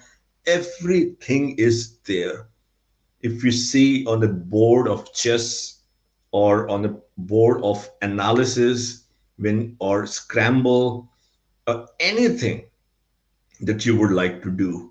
You have, as an analyst or a technical director, you're looking at what is the missing link. The missing link is Victor Osimhen. Jordan, what do you have to say on that? Oh, yes, Jerry. Oh, yeah, I was listening to you just now talking about Victor Osimhen. Yes, this player is fantastic though for Napoli. He scored against us in the Champions League. I've got I'm familiar with him as well and also have history. If you join Chelsea, will you guys have a chance to get that top four? I think. And for me, as a Liverpool fan and as a rivalry, as I said. So yes, if you get Victor Osimhen, I think he probably will do well in the Premier League for you lads. Yeah, indeed, that would be a great signing for you of a striker indeed. I know you guys still have Nicholas Jackson, but yeah, getting Osimhen, it will be looking good, and I'm seeing like you guys are looking like he's gonna come back if you get Osimhen. So I'm seeing a Chelsea come back. So, as a rival fan, will does it bother you that if Chelsea go and get in Victor Osimhen, what the near future could be like Ah, for the opposition? How mm, worried will you be as a Liverpool fan to see mhm. Chelsea with Victor Osimhen? Yeah, as I said, no, Jerry, I'm very familiar and I know him very well. He's very good in the Champions League, scoring goals at Diego Maradona for Napoli, and he did well for his country, Senegal, at the AFCON. So in getting him to the Premier League, I think he can score goals for you lads and wearing the colour of Chelsea. Um, I'm looking what he will do indeed. But my worries, he's could already scared me a lot because he already started to do so already in the Champions League. When we faced them before. So if he come to Premier League, I'm not. I'm gonna get probably nervous for that game if he enjoying you guys and if he scored against us, scored a hat trick, probably assist. Indeed, it's gonna be a big trouble for us in that title race. But yeah, getting him at Chelsea will be a fantastic signing. A new number 9, you guys. Well, he could be wearing that number when he arrived to Stamford Bridge. So yeah, look, that would be looking good. And seeing you guys probably will be returning back to the Chelsea. I know back in the days, or maybe will can I? Will we see that Chelsea that I know from back in the day with Victor Osimhen? Yes, Premier League experience.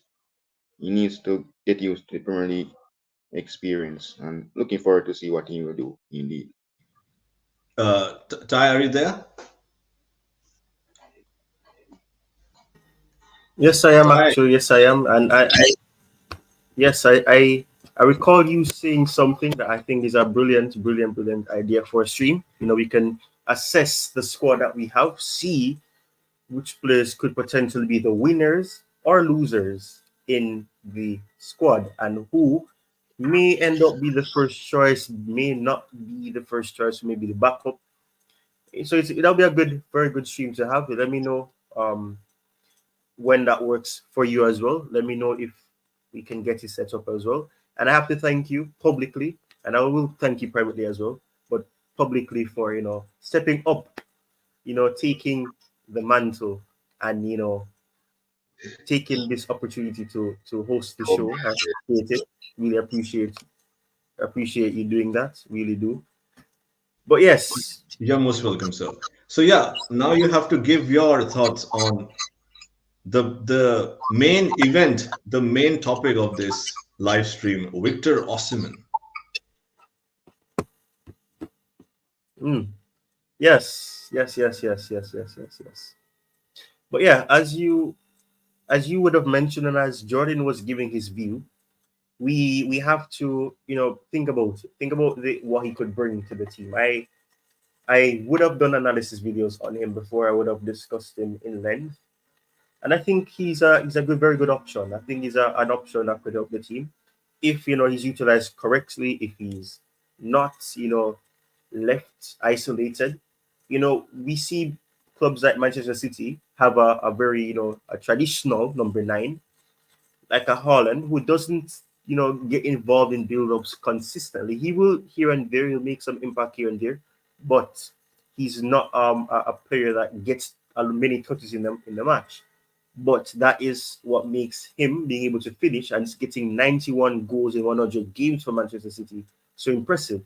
He is sometimes he may not get multiple opportunities, but that one opportunity, and especially in the Manchester City game that Chelsea would have lost, unfortunately, we saw that he didn't get many opportunities, but the first opportunity that came to his feet, he was able to put beyond Sanchez, lift it beyond Sanchez, and get it beyond Kukurea as well, and let it be 1-0 for Manchester City. If you can get a Victor Osimhen who can do the same thing for Chelsea, then as Jordan said, maybe the top four dream and that aspiration may not be impossible. Obviously, it's not just about attacking, it's about you defending and the entire team working together as a unit, because it doesn't make sense that you score 5 goals but you're going to concede 6, because if you're going to be constantly conceding goals, it makes no sense that you say that you're going to win a match. So your defense has to be good, and I would have suggested this not on my channel, but on other people's channel. I believe that, yes, an Ushimen may be a good option in terms of helping the attack, getting more numbers from the attack. But I generally feel like Maresca may have to sacrifice the attack just for now and try to work from the back. Tuku did that. Obviously, we didn't score many goals. People would have classified him as too cool because we would only score most of the time 2 goals. And then the rare occasion where we smashed Norwich City 7-0 or Southampton 6-0, or are having those those big score lines. It wasn't something that we saw. We win games by either 1 goal or 2 goals, and on a rare occasion we would score 3 goals but just concede 1 goal.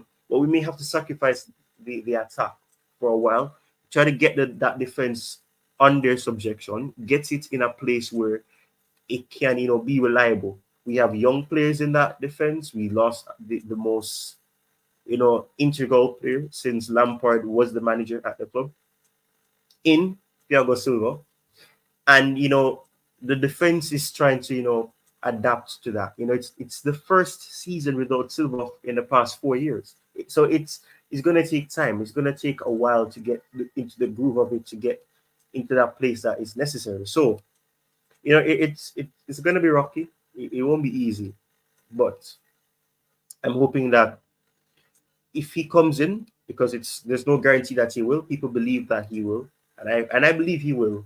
But if he does come in, I hope that he can help the team. He won't be isolated, and even if he doesn't get to play, and be so integral in the build-up, that whatever opportunity comes to his feet, he can pounce on it, and we're able to rely on him. But the defense definitely is uh, an aspect of the team that is really concerning for me. So yes, Jordan said we could get top 4, but we must, and I say must, work on that defense in order for us to get top 4, because we can't be conceding 80 goals in a season and expect to get top 4. It's not possible. It's not feasible. Absolutely not feasible.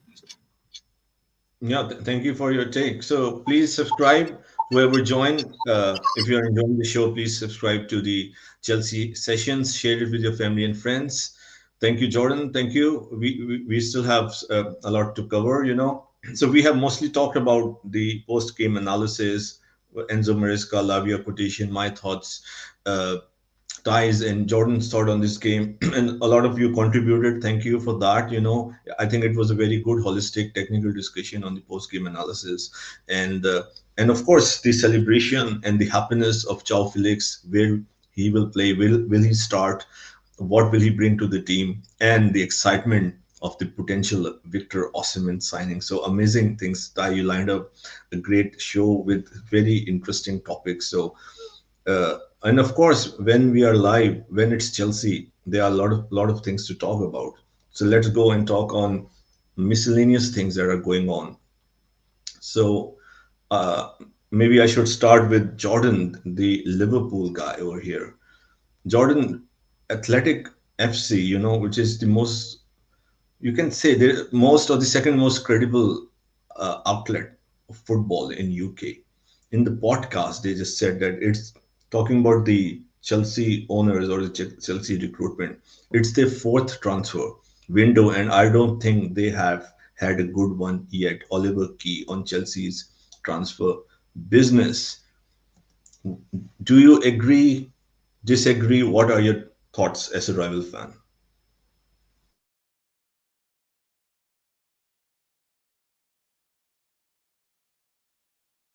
Um, Jordan, you're on mute.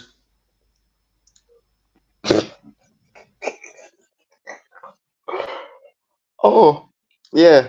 I just realized, Jerry, that I just saw the mute mic. Yeah. Yeah. Chelsea is if you guys want to be up there but not down here, signings is important. Jerry and Tyrone. Um, yes. And even losing that game on Sunday, despite I don't even watch that game because I don't want to watch City. I don't really want to see them. But yeah, you guys need signings a lot. Phoenix coming in probably could help you. Victor Osimhen can absolutely help you guys. That for is important. You know, you guys really want to challenge for the league. This yeah, indeed. I hope you guys can do that indeed. Despite I really despite the guys always play Arsenal a lot. It just probably that could help my weekend special. But yeah, I think you guys need signings, Jerry. Not only one. That is Pedro. That is one. He's gonna play on Sunday. You guys need Victor Osimhen. And I'm waiting to hear the Felix unveil. So yeah, you guys, if you guys want that for, go for us, right, bro? So, Ty, what do you have to say on that? The analyst on this tabloid and on this specifically on this athletic podcast is reading his doubts and reservation that four transfer windows, basically what he's saying, and they didn't have a good one yet. I personally disagree. I think Chelsea owners have done a fantastic job, to be very honest. They have put an incredible squad, the best young squad, I would say, and the third best squad in the Premier League. And I truly mean it, right? The results are not there yet, but honestly, which other club has this much talent on the pitch? And that's my take. I think they have done a great job. They have not done an effective job, in my opinion, in this way of winning now. 2 seasons of a rebuild, recruitment, getting best young players from across the world, but we can see how they're nurturing. We can see talent all over the pitch, right? It's a great job that they have done, which, in my opinion, will help Chelsea be sustainable and be competitive in the long run. And it took me a lot of time to come to this realization. What do you have to say on that, Tyrone? Yeah, I mean, I can understand why people might say that, they have we've not had a good one. I mean, in terms of incomings, people say that obviously some of those signings haven't worked out. So in that sense, you can say that, oh, look, we had a good window in terms of incomings.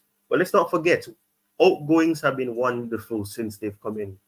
We have offloaded a lot of players who wanted to leave the club. We would have gotten a good amount of, funds, transfer fee from those clubs as well. Mason Mount, for example, Kai Havertz, for example, to be able to get very close to the amount that we would have signed Havertz for, getting a pure profit, sort of fee for Mason Mount, potentially getting the same for Gallagher as well.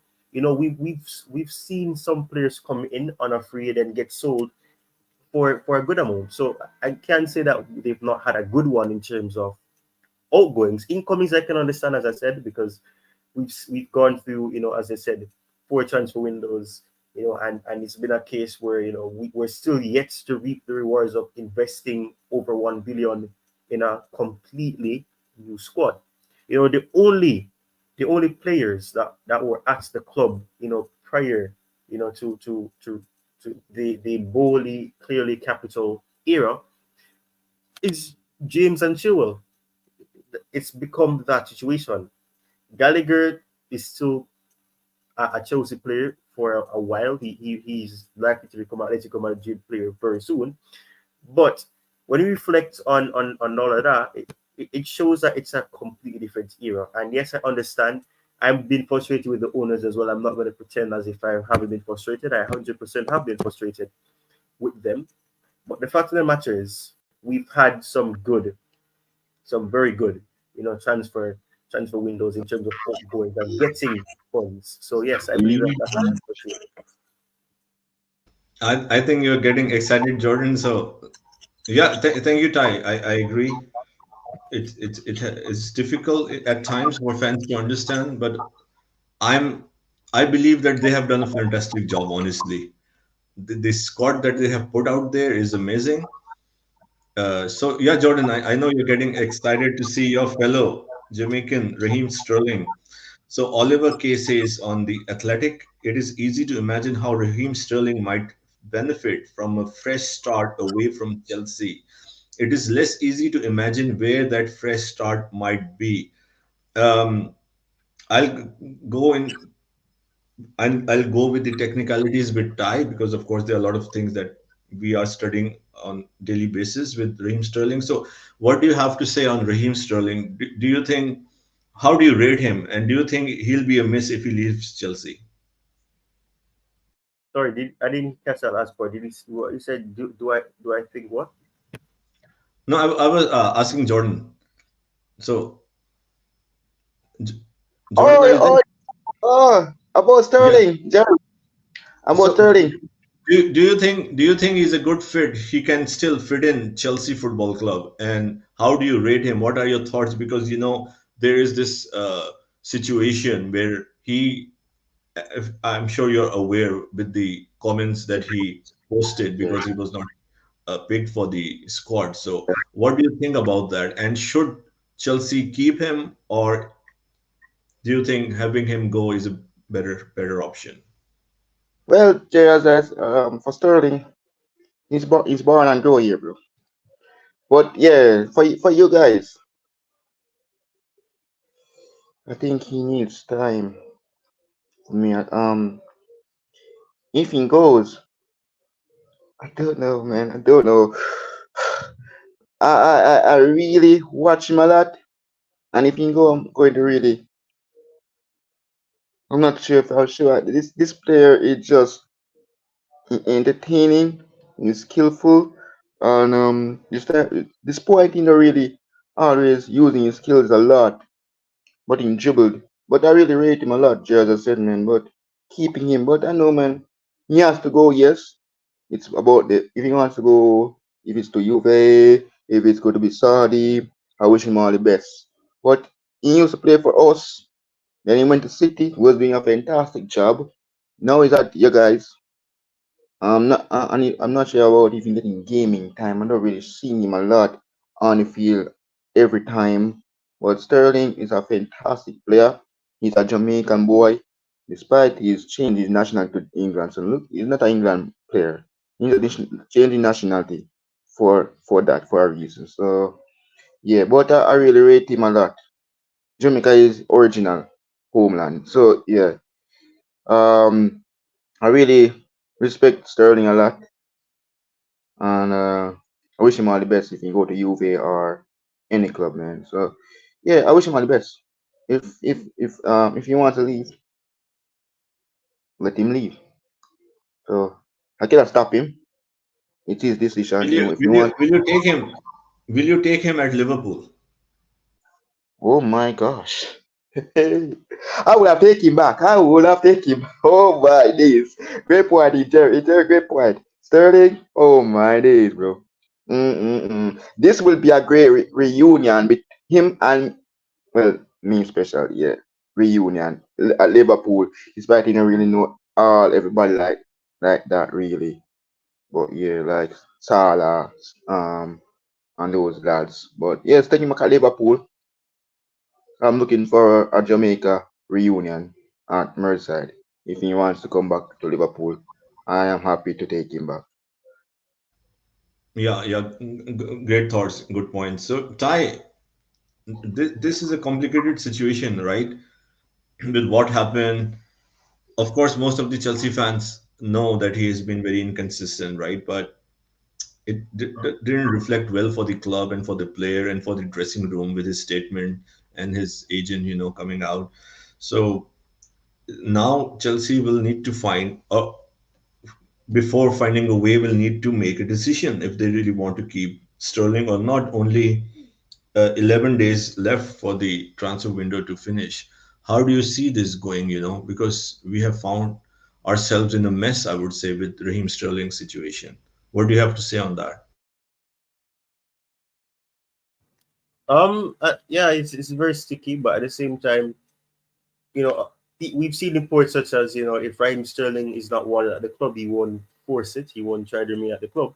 But I mean, at the same time, when you're making technically and based on, if I'm not mistaken, and based on prior knowledge, when you're making the most at the club, you're not going to want to leave.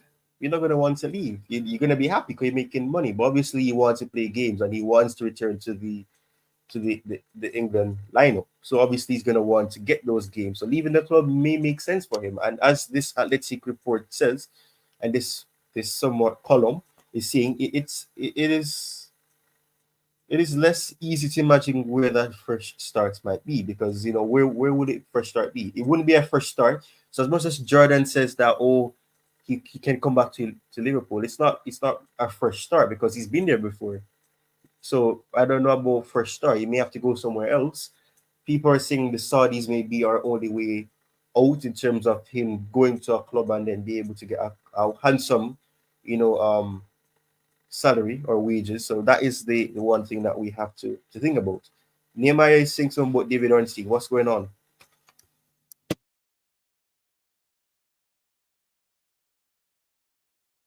Yeah, thank you, Neymar. I put it up there. So, Devin Onstein, Conor Gallagher to fly to Spain tonight to complete Atletico move. 42 million euro, 42 million fee to Chelsea and an undisclosed sell on clause for Chelsea.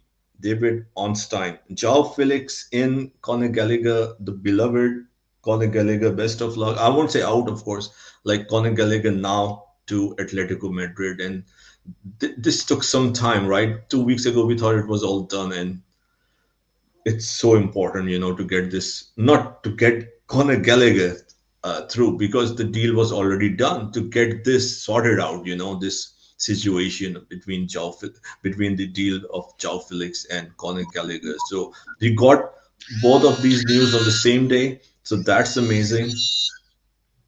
Um, So that's amazing. So yeah, Ty. So it's a great day. It's a great day, and during the stream, we saw just before the stream. Here we go for Joe Felix and Conor Gallagher's announcement. So thank you, Nemia, for updating the David Onstein tweet. So how should I say it? Like how satisfied you are in terms of the this saga, to be completed at a good time, that is 20th of August. We don't have to deal with this when, of course, there are some other things that are important for Chelsea Football Club. How important is it that we got this through? We got this across the line, both Joao Felix coming in and sorting out the Conor Gallagher deal. Yes, I believe it's a good thing that we got the deal done, because right, or it's a good thing that we are getting it done. I'm not going to say that we got it done because it's not done just yet. Anything can happen. Deals can collapse last minute. So when we look at the situation with Gallagher, from that Gallagher point of view, he's in his final year of contract at Chelsea. We're hearing that there's back and forth. They were trying to extend his contract to see if he could stay at the club and then really sell him, but he wants a certain amount of wages reportedly, and that hasn't been the case where there's been an agreement with Chelsea. So obviously, you know, selling him at this time, seeing as how we didn't spend any money on him to get him in the first place. He's an academy graduate, so it's pure profit. And in that sense, so anything we sell him for, it's a profit at the end of the day. So I think that it's a good thing to get the deal done, because it will get Chelsea some funds, and also it will prevent there being some sort of toxicity with the player. Although Gallagher has not given that impression that he's gonna try to make things sour, make the dressing room toxic, but he's not gonna get to play for the team ever again if he remains at the club. So, or at least I don't think so. because of the treatments he supposedly gotten and reportedly gotten. So I think it's very good. But from a Felix point of view, it's very good as well because one comes in, one goes out, and it's it so they technically Felix replaces Gallagher's place in the squad, and we progress there as well. Yeah, yeah, that's a great news. So please subscribe to GFC Govern. The link is there on the screen. So please go and subscribe. A great analyst, professional, ex-professional player and coach, and very in-depth analysis. Is amazing with attention to detail. And at times when we miss, or most of the analysts miss something in the game, he would always identify some of the key areas, some of the key situations. So uh, he is amazing. Like he just don't miss a step, right? So amazing analyst and a very sincere and passionate fan of Chelsea. So please subscribe to GFC Coven. Okay, so Conor Gallagher. I wish he had stayed. I really loved Conor Gallagher, or I should say love, not love, right? Still love Conor Gallagher and wish him all the best at Atletico Madrid, where he has a good chance where he will play with Julian Alvarez and a very seasoned coach like Diego Simeone. Okay, so we will come to the next item now.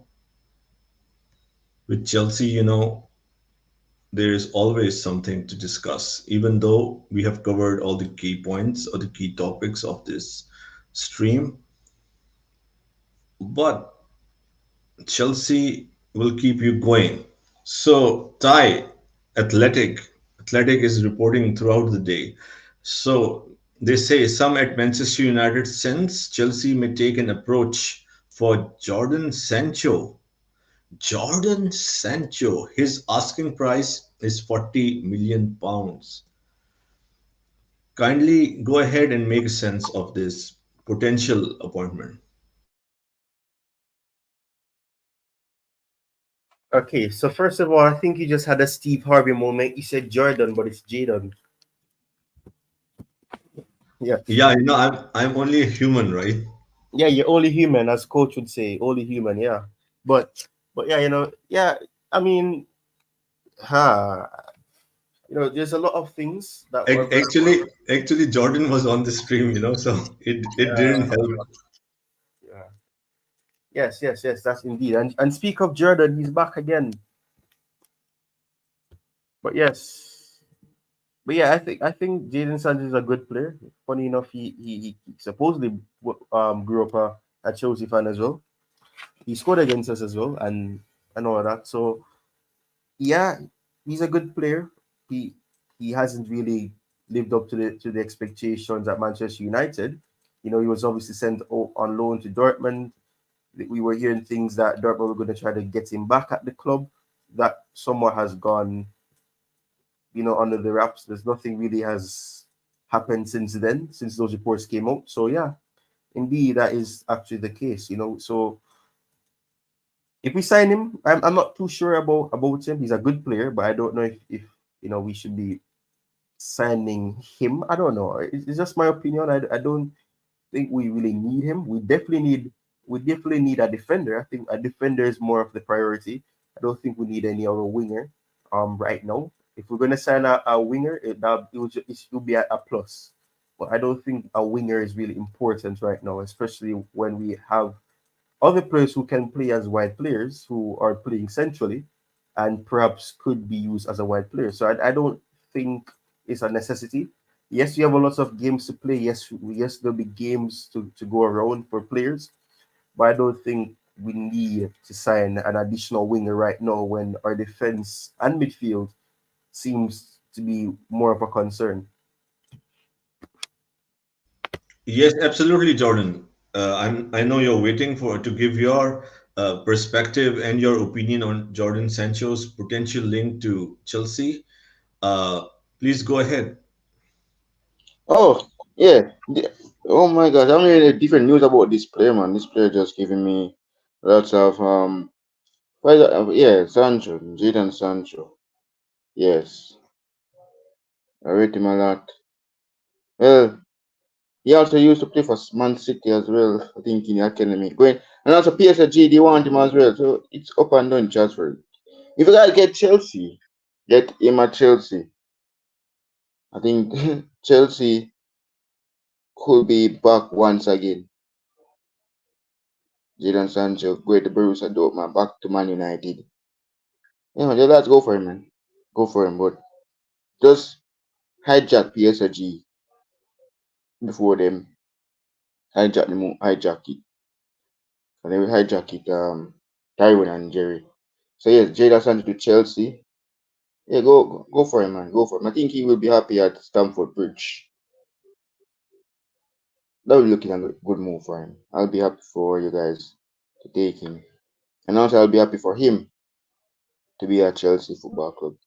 So yeah, Jadon Sancho to Chelsea. Go for the kid, man. Talented. He's skillful as well, so I think goals will come and assist. He's good. He's a magician with assist. So yeah, go for Jadon Sancho.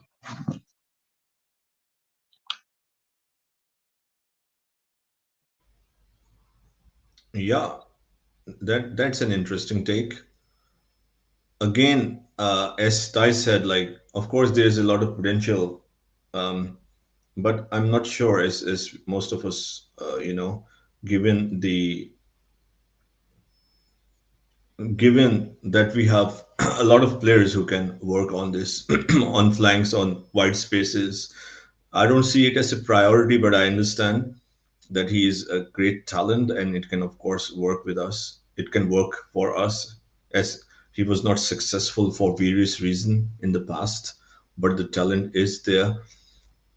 Interesting link. So, of course, we have discussed all the latest news, especially the Manchester City Chelsea post-game analysis, in-depth analysis with the news of Joao Felix. Here we go. Victor Osimhen, the potential signing of Victor Osimhen with some other news.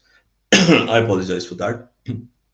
Coming back to Felix, right? So we can end this stream on a high. So it's reported by Fabrizio Romano. Joao Felix is more than excited to return to Chelsea. The feeling was always very good with the club, teammates, and London, but then Pochettino arrived and decided against signing him. Felix fee will be more than okay. That's we have already discussed 34 million plus add-ons. But the most important thing is he's mentioning that Felix wanted to stay. He was very happy at in London with Chelsea players. He had a great bond, and it's Pochettino who decided against signing him. So the the question is, which is very difficult for me to understand. The question for Ty, putting you on the spot. We were told that Pochettino did not have any say. That's what was reported across the mainstream, across even reported by Fabrizio Romano and on Signs of This World that Pochettino had a very limited say, if anything. So when Pochettino came, this shows if that's reported by Romano that it's Pochettino who decided that. So it's kind of contradictory. Like if Pochettino had to say on Joao Felix, then we don't know what else Pochettino was involved in, right? Similarly with Enzo Maresca, right? It's reported that he's the one who thinks Chilwell does not fit in.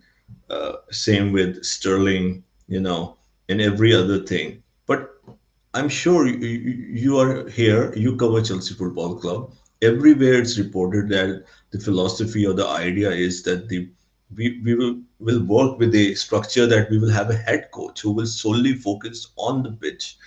So I don't understand. There are two contradictory reports. Sometimes there is so much involvement of Enzo Maresca, but other times it's said that the manager or won't be involved at all. He will primarily function as a head coach.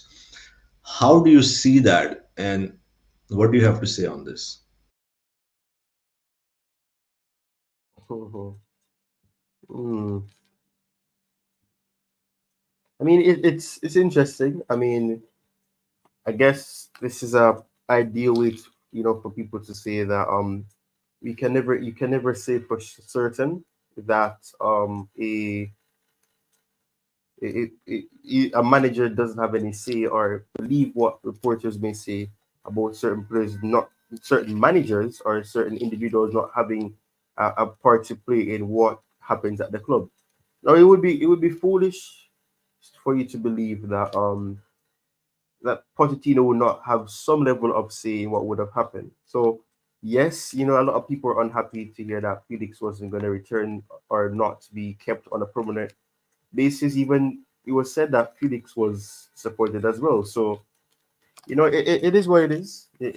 I guess it's better late than never in that sense because he's on his way back to the club and according to this report as well, he's more than excited to return to Chelsea. So I guess it would be good to see what player returns. Will he continue to perform well? Will he be able to do better than the numbers that he got at Barcelona, albeit it being impressive enough?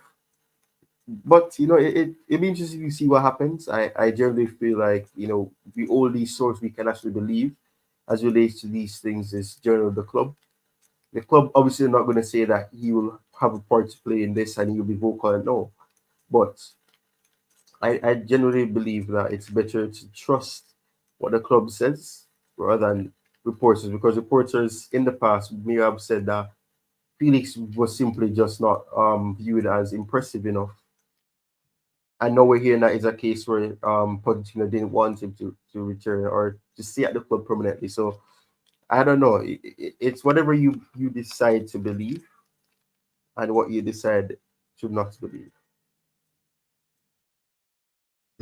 That's an interesting way to say that, right? Yeah, so we'll try to find out. We'll try our best to find out what's going on because it's important for the fans to know, right?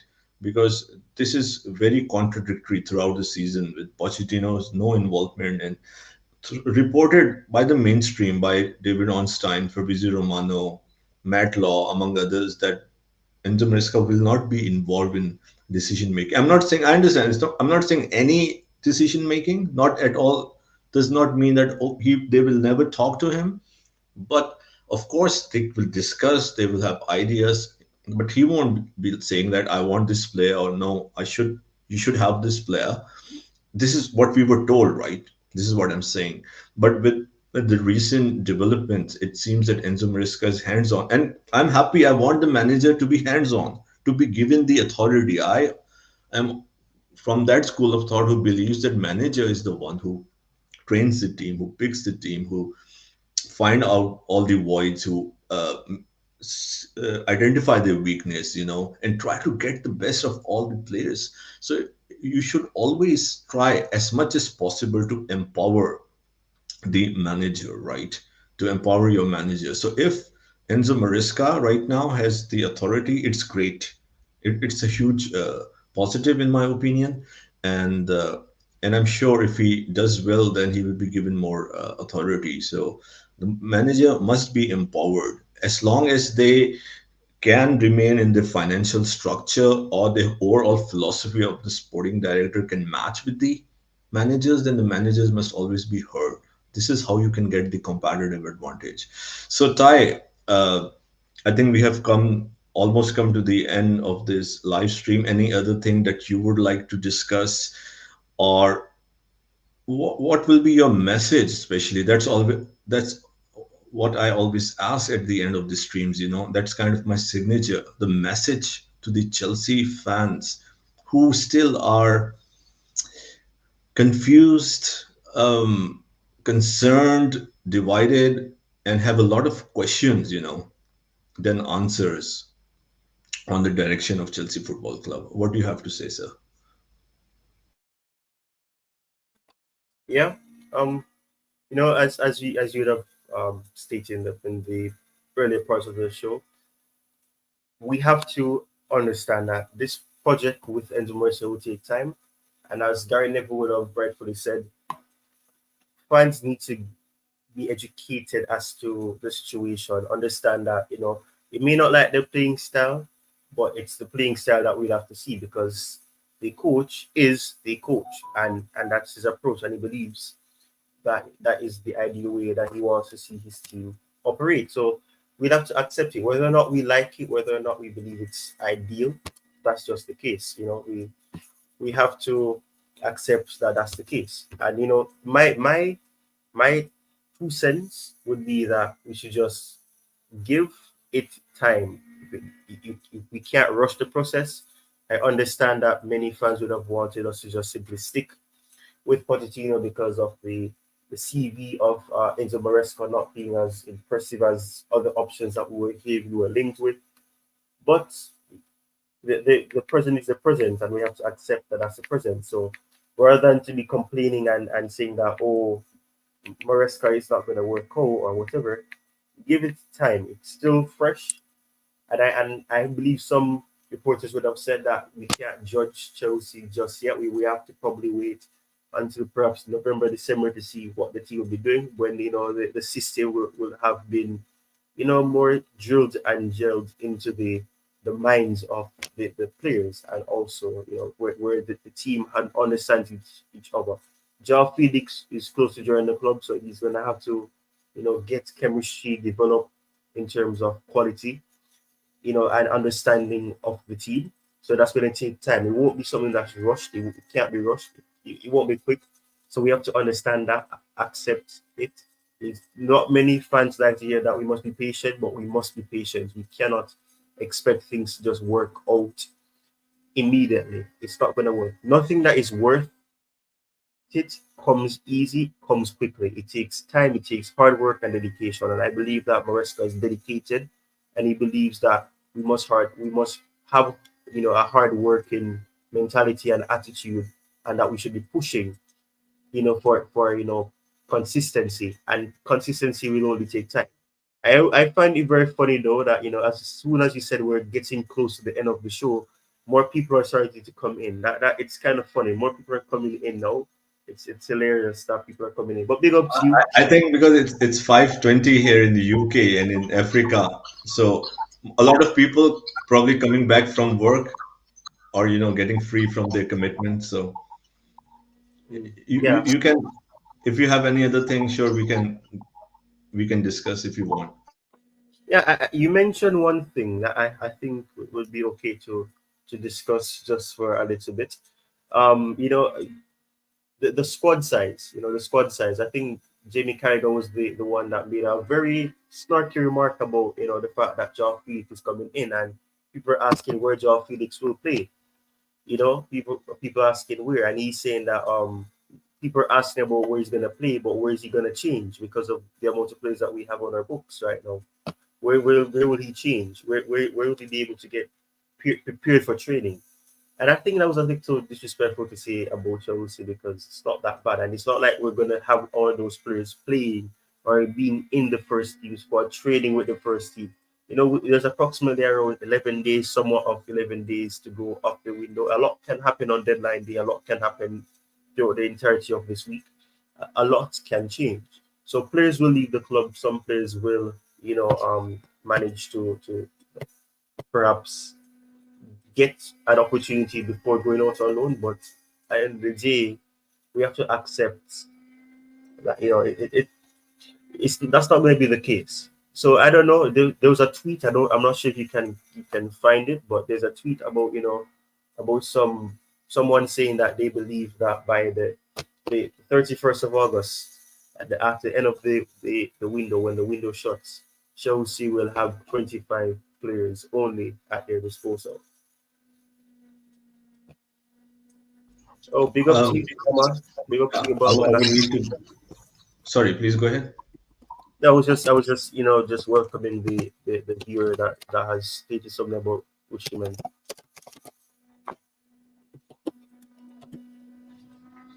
Yeah. So before we go there, let's address to the comment. Mr. Obama says that is Chelsea ready to sign? I think there's a echo. Sorry about that.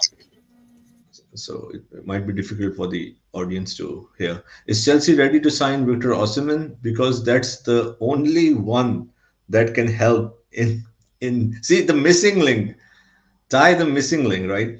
The only one that can help in that front for us 100%, we the fan from Rivers State here are dying. Wow. Mr. Obama, we covered Osimhen, the potential signing and links of Osimhen, and we discussed, give our opinion on Osimhen. So if you have time, you can always check that out later once the stream will be done. Just like any other video, it will be posted. So in the evening or tomorrow, while working out in the gym, having your coffee, uh, as you are so passionate, right? The reason I'm mentioning that you just cannot wait. As you said, you are from the river state, you are dying for Osimhen. So we shared our passion and opinion. So I'm sure you would love that. So you can go and check that out. So yes, absolutely. I think most of the Chelsea fans and everyone who was here on Chelsea sessions agree with you and have the same opinion. So, yeah, now going back to what you said, Ty, about the squad, of course, 42 players, right? The last time I checked, something like that, near that, 41, 42, 43. Yeah, of course, that's true. I won't deny that there are too many players, and it's not the ideal situation to have these numbers of players for a number of reasons. One, it will be difficult to keep everyone happy, right? 11 starting players, right? You need some players on the bench and players who would challenge to be on the bench, right? So I personally believe that 24 to 28 is the ideal size, but that's me. That's my opinion, right?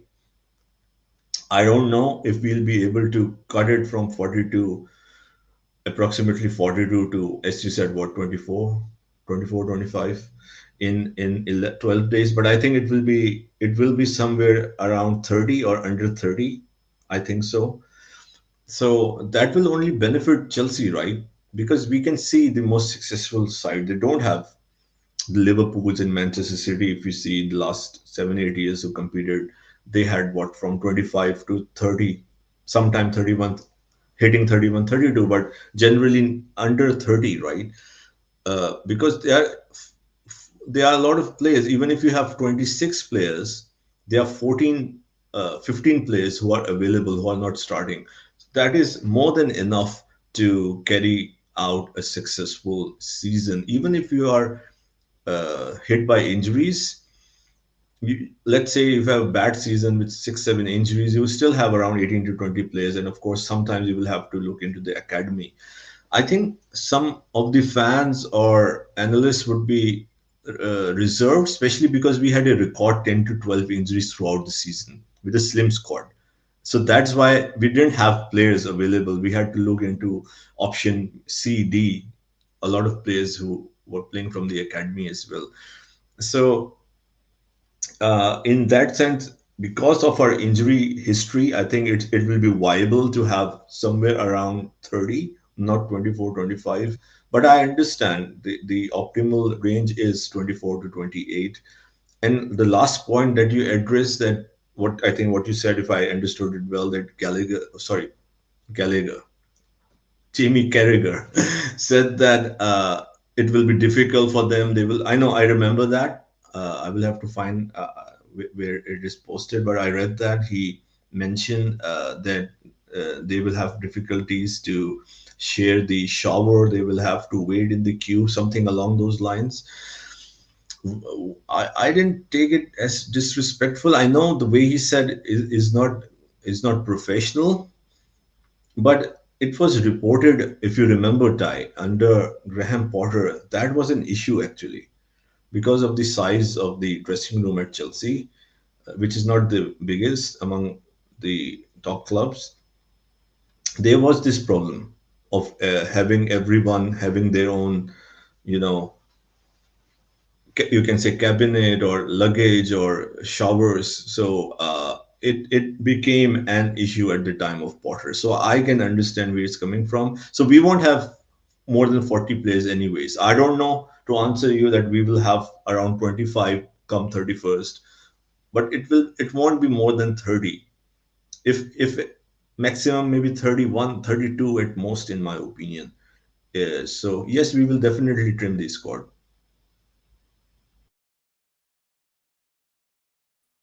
Fair enough, fair enough, fair enough. I think that's very, very fair enough. I think that's very, very fair enough.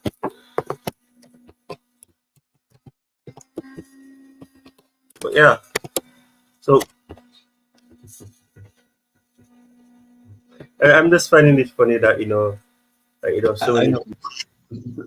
Okay, Tobeho, the living legend. Tobeho, give Thai sugar. Man, I only had one coffee throughout this stream, man. When I'm on uh the stream, I take the just opportunity to leave me have alone, coffee. man. Leave me alone. So yeah, I mean, so let's talk about the midfield then. Let's talk about the midfield. So do you think Enzo, Lavia, Caicedo are the best options right now? What about KDH, other midfielders? Give your opinion. If you're the manager, who would you select? And I discuss, as other analysts discuss, the lack of physicality and pace.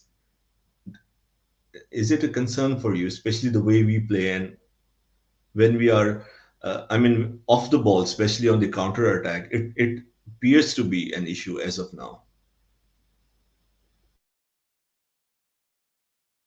That's a very sticky one actually. I can't lie. It's a very good question. But when you look at the depth of the team that we have in terms of players, we signed KDH, Dewsbury Hall. A lot of fans warmed up to the signing. There are people are saying, did we really need to sign him? And yeah, I understand. I can share that sentiment of, oh, maybe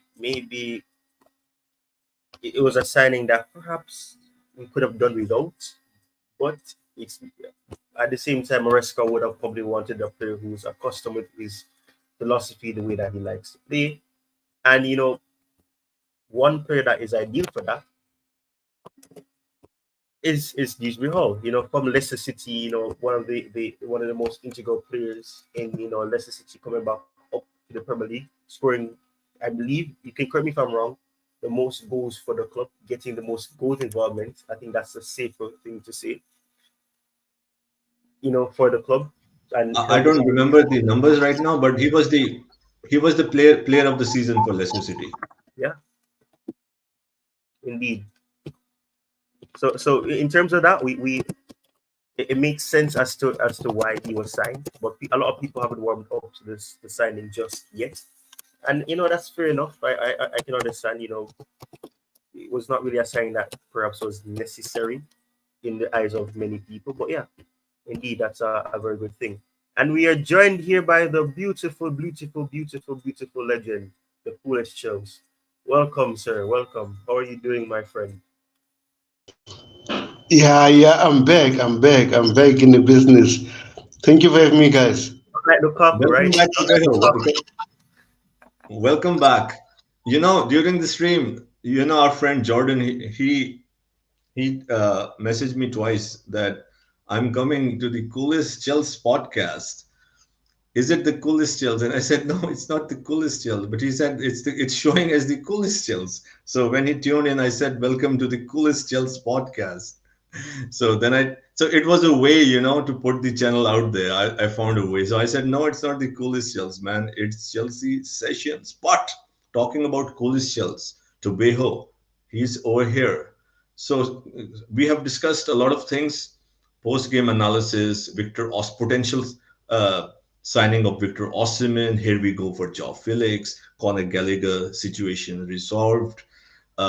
Jordan, not Jordan, Jaden. See, Jordan's coming. Jaden Sancho linked to Manchester United. Um, the issues or concerns in the midfield of the physicality and the pace, especially off the ball. Anything or you would like to discuss or what we said? Give your opinion. You can choose any topic because these are the things that we discussed. So you can talk on any of them. Please go ahead, sir. Yeah, the reason why I came in because you introduced a new topic about the midfield. To be honest, as much as we as Chelsea fans were complaining that playing Enzo Lavia, Moses Caicedo, it seems like it's not working. But again, can we give them at least maybe 3 games and see what will happen? But also, again, it depends on the opponent. For example, I think on Sunday we're going to play with Wolves. So if we play against Wolves, we don't need 3 of them. So it's either you have to beat 2 of them and then add extra attacking player. For example, maybe play Nkunku as number 8 or maybe play Kolpama as number 8. Add more quality to our team. But again, I'm not the coach. Hopefully get it right. But at the same time, playing against low block teams, we don't need to play 3 of them. But playing maybe against Liverpool, we played Manchester City, against Manchester United, Tottenham, those kind of games. I think we need to play 3 of them because I think they are our best 3 midfielder. But again, they don't have a spark at the moment. They don't have a chemistry. But if they play together, maybe 3 games, 4 games, they might build something. So that's my take on that. In terms of a striker, like I said, I think we should go for Victor Osimhen. But at the same time, if the club doesn't think the deal is worth it, because it seems like Victor Osimhen doesn't want to reduce his wages, and Chelsea don't want to pay over 300 again because of what happened with Lukaku. Now with Raheem Sterling, it's not there living to his standards. So let's see. If you don't get him, at least get someone. Even Ivan Tony, I won't mind him. Get someone, please. Because I love Nicholas Jackson, but at the same time, bro, nah, nah, nah, nah. We can't depend on him a lot. Or him or and Guhi. It don't work for us. Please get us a quality striker. Third ball, if you listen, get me Victor Osimhen. Osimhen. That's my take, bro. That's my take for now. Amazing, amazing. Always on the spot, very precise and solid, solid argument. So talking about the midfield, I won't let you go. You just brought this up, and I agree to that. Let give them some time. As I was speaking in the earlier part of this stream, that they only played together, right? Lavia was not available last season, only played 32 minutes. So okay, so to Beho, because you identify, always try to analyze. So okay, they played yesterday, right? We saw them also in the preseason. But are you happy with Enzo Fernandez's position playing higher up on the field? Please go ahead and give your opinion. And how do you think if these three will play, how should they be utilized? Where should they play? What's the best position in your opinion? To be honest, I think we should play 4-2-3-1 system. That's my opinion. Play Enzo Fernandez with Moses Caicedo as double pivot, or Moses Caicedo and Lavia as double pivot, or Lavia or Enzo Fernandez as double pivot. Then we have one of them as a substitution, also along with Karen Jesse Hall. So that means, for example, we are playing on Thursday, right? We're going to play 2 of them, and the other one are playing in the Premier League. And when we have a lot of game time, that means they're going to rotate. So personally, since we added Joao Felix and Petro Neto, we need to play a lot of attackers in order to win games. So if I was Enzo Maresca, I'll play 2 of them, even in a 4-3-3 system. Cool. You can play Kolpama as number 8 or Nkunku as number 8. But you added one attacker. So overall, that's my take. I don't think you should play 3 of them.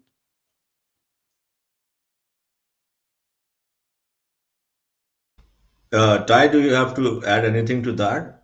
And do you think we missed Conor Gallagher yesterday, especially when we saw this how Kovacic was able to penetrate our midfield? Uh, I know he's going, but just to give him a tribute, I know he's a great, great player. And I myself, when I did my research and had a discussion on the Coolest Chills podcast, said that he's the first player who would go because he doesn't fit in. But at the same time, of course, we are missing some of his attributes. So, and what Tobiho said about the midfield, do you agree to that? what is your optimal formation?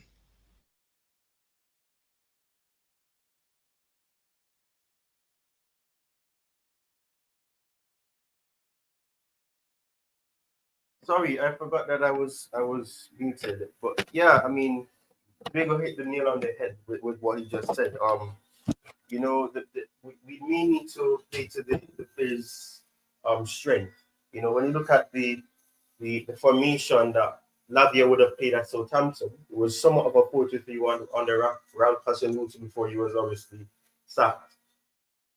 So I think you have to focus on that. And I think Lavia is somewhat. I've always seen Lavia as a Kovacic type of player, box to box, not a deep line midfielder or a ball winning midfielder. He can chip in with that, be a box to box, and as a box to box, that's an important part of how you play. Kanti showed that Kanti was a ball winning box to box midfielder, although people don't like to call him that. But he was asked to do that under Sarri. Obviously, got injured, played while being injured in the Europa League final. But that responsibility that was given to him, not only by Conte and then eventually by Sarri, but by other managers that would follow because he was able to run each both sides of the pitch. And as people would say, a large percentage of the earth is filled with Kante and the rest with water because of that. So I think in terms of our midfield, the depth is good, but I don't think that the players are playing to their highest potential. Enzo Fernandez movement on the ball is sloppy at times. He doesn't. Sometimes he played aggressive against City, but other times he was out of it. He wasn't performing at the highest level. So I agree 100% with what Diego said. So Tobeho, this next one is for you. I'm just sharing it on the screen. I know you're a huge fan of Joao Felix, and we have discussed Joao Felix, but this just came in. David Ornstein, our favorite David Ornstein, breaking Joao Felix deal has no add-ons, but Atletico have negotiated a sell-on clause, approximate fee of 45.5 million euros. So please go ahead and to the viewers give your take on Felix. I know you're super excited.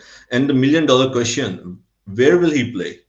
In which position do you think he will start, or if he comes on off the bench, where do you see him playing for Chelsea Football Club? Joao Felix, whoa, Joao Felix, whoa. Joao Felix, what a fantastic signing for us because it's going to add quality to us, our squad. And also, it's going to add more headache to Enzo Maresca because we've signed two fantastic players, Pedro Neto and Joao Felix.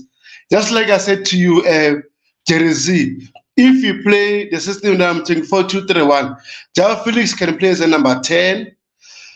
Then we move Pedro Neto as a left winger since he can play that role, and then Paul Palmer as a right winger, Nkunku as a first nine, or they can rotate along Joe Felix.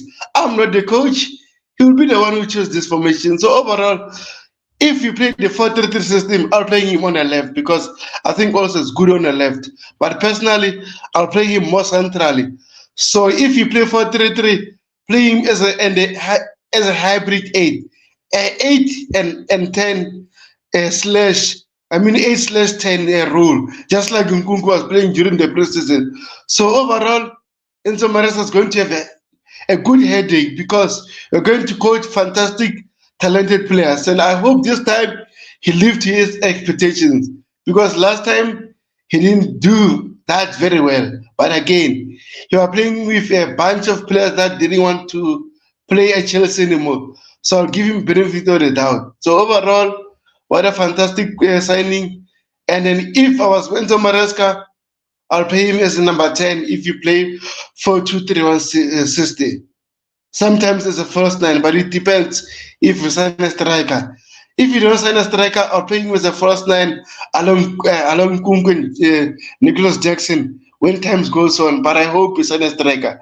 I hate those kind of first nine situation because it doesn't make sense for me. Because sometimes we need a aerial threat, and then we know Nkunku, Jackson, and Joao Felix won't do that to us. for us, I mean.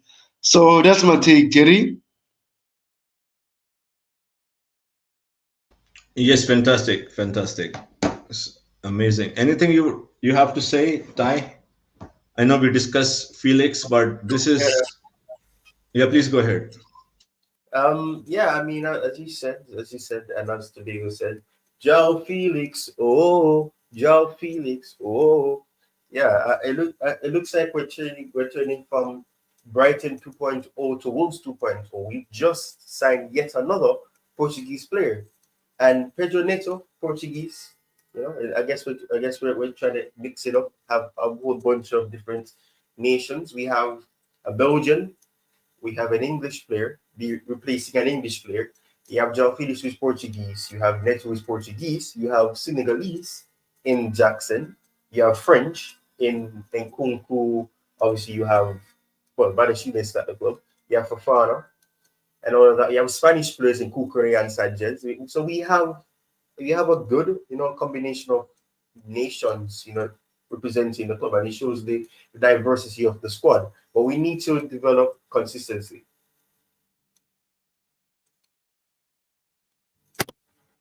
Yeah, that's great. So, there's something that we need to discuss, right?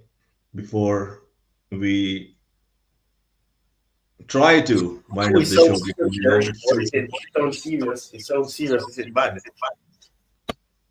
Sorry. Uh, Is it something serious? You said there's something we must discuss. I'm yeah, concerned. I mean, Something bad. yeah, of course, we are always keeping an eye. A lot of news, Tepejo, yourself, Jordan, Galvin, always updating, from back end if anything is coming. So, my goodness, this is a lot to dissect. So let's go. I think it's visible because if I make it bigger, it's a lot to uncover. So maybe we can start from the first two paragraphs and then scroll down, right? Okay. So I think this Keve, sorry, I don't know the pronounce of the second name from Sky, right? This senior journalist, this Sky Sports correspondent, I believe. Chelsea are proud of the Yeah, Chelsea are proud of the fact that the 42 players, yeah, I said 42, so yeah, I got it right. That's what I checked yesterday. 42 players that they have in their first team pool have a total of 190 years remaining on their contracts. That's an interesting way to look at it, right? Chelsea knew what's happening. Chelsea new owners have pursued a policy of signing players on long term contracts with relatively low wages by Premier League standards. And this is a thing, right? Tie that many analysts, including in our community, Bobby, I think has always identified that what we are doing is for a purpose, is to ensure that not only we are sustainable, but we can be ahead of the curve when it comes to PSR and FFP. So a big shout out to Bobby. He always said that, I guess, advocated for that, that they are doing a good job at that. And that's what Kaiwe is reporting over here. The average base wage of the players Chelsea have signed in the past 2 years is believed to be below the Premier League average wage of 72K a week. That's interesting. Chelsea players currently at the club have an average of 4.5 years remaining on their contracts. Chelsea see players on long term deals with average base wages of between 60 to 70K a week as an asset and not as a liability. If the players perform, he is rewarded through his incentivized contract with big bonuses. If he underperforms, he receives only his base wage, which means he is easier to sell. That looks amazing, as what is reported. That makes a lot of sense. Long-term contracts have also helped Chelsea when it comes to complying with Premier League and UEFA financial rules, as the cost of a transfer fee can be spread in accounts over a maximum of 5 years. Of course, I'll go down. There's still a lot that is written there. So Tobejo, Tobeho, we have discussed in length, on various podcasts. You have also always advocated, yes, you want a little bit more ruthlessness, a little bit more of an ambition, like going for Victor Osimhen. But overall, I think you have always said that what they are doing, they know what they are doing. They have a plan. it took us it took all of us a while, right? Bobby was perhaps the first one who said that what they are doing is for a reason.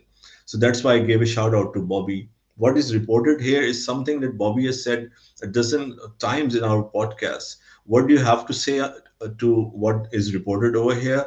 It is giving me a lot of reassurance and confidence on this plan. Please go ahead, Tubeho. Yeah, all I can say before I continue, these guys are not billionaires for nothing. They didn't wake up and be billionaires. And then if you look at Clearly Capital, they they manage assets of the people of companies. So clearly they know business. And even Tiger used to say this. I think we along JC, they say these owners, when it comes to business, 100% spot on, and they're always ahead of everyone. Look at the loopholes they already managed to overcome in the Premier League, also with UEFA. And then I know people will see this as a negative thing about those 911 years remaining on the Chelsea contract. But at the same time, I think this will give us like a power in terms of the play. If the play is not performing, you are not getting wages. I mean, contract extension, you're not getting wages, a wage increase. If we are doing well, we are getting bonuses. So overall, we are always ahead of the curve. But now, what we need to do now is produce results on the pitch because, bro, since clearly Todd Bowley took over, we've been hearing negative things. Now it's all about winning games on the pitch, and I hope it starts Thursday until end of the before I mean end of the transfer window and before I mean end of before the international break. So we need to win now before end of the international break. So I hope the players will be ready and do well because, bro, I'm so tired. Everything Chelsea dead. Even likes of I think it's former Liverpool legend Karaga talking nonsense about Chelsea. I'm so tired, bro. We need to win games on the pitch in order to avoid this nonsense. So in terms of this, I'm happy about it. Let them be negative. But I want to show you something on X right now that will be positive. Let me show it to you. Absolutely, absolutely. I'll share that. So, Ty, do you have to say quickly on this? I honestly believe, as I read, we have discussed that we understand the plan, right? This is a great financial plan, if you can say. Why there's, let me be brief, why the Chelsea fans are critical is because we don't see the success on the pitch. So they believe this is just for them to sustain, make revenue. But okay, that's fine. That's one thing. Why not? They are here. They don't want to go in a loss. But if they are making revenue, if we are sustainable, overall the club will be sustainable. As it was discussed, it is a plan. A long-term contracts are made in a very meticulous way where if players perform, it is incentivized in terms of its performance base. You can say addition of their salaries, or if they don't perform they have a plan. So I am amazed there is this data over here visualized. You can see uh, I don't have to go through the other teams, but you can clearly see Chelsea with total contract years remaining 191. Second is Tottenham 97, all the way to Everton 47. This looks amazing. I think this is Ty, do remind me, this could be another great live stream. We can have a live stream on only this topic. This is a Sorry, lot what? to I uncover. didn't. Please go ahead.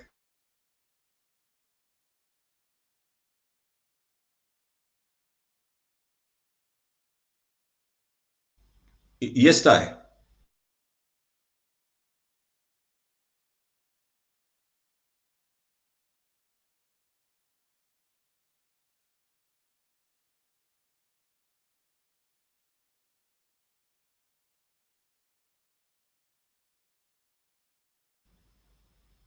I will. I think maybe apparently lost the internet connection. So yeah, Tobeho, you can add your final thoughts, and I'll go and share your tweet.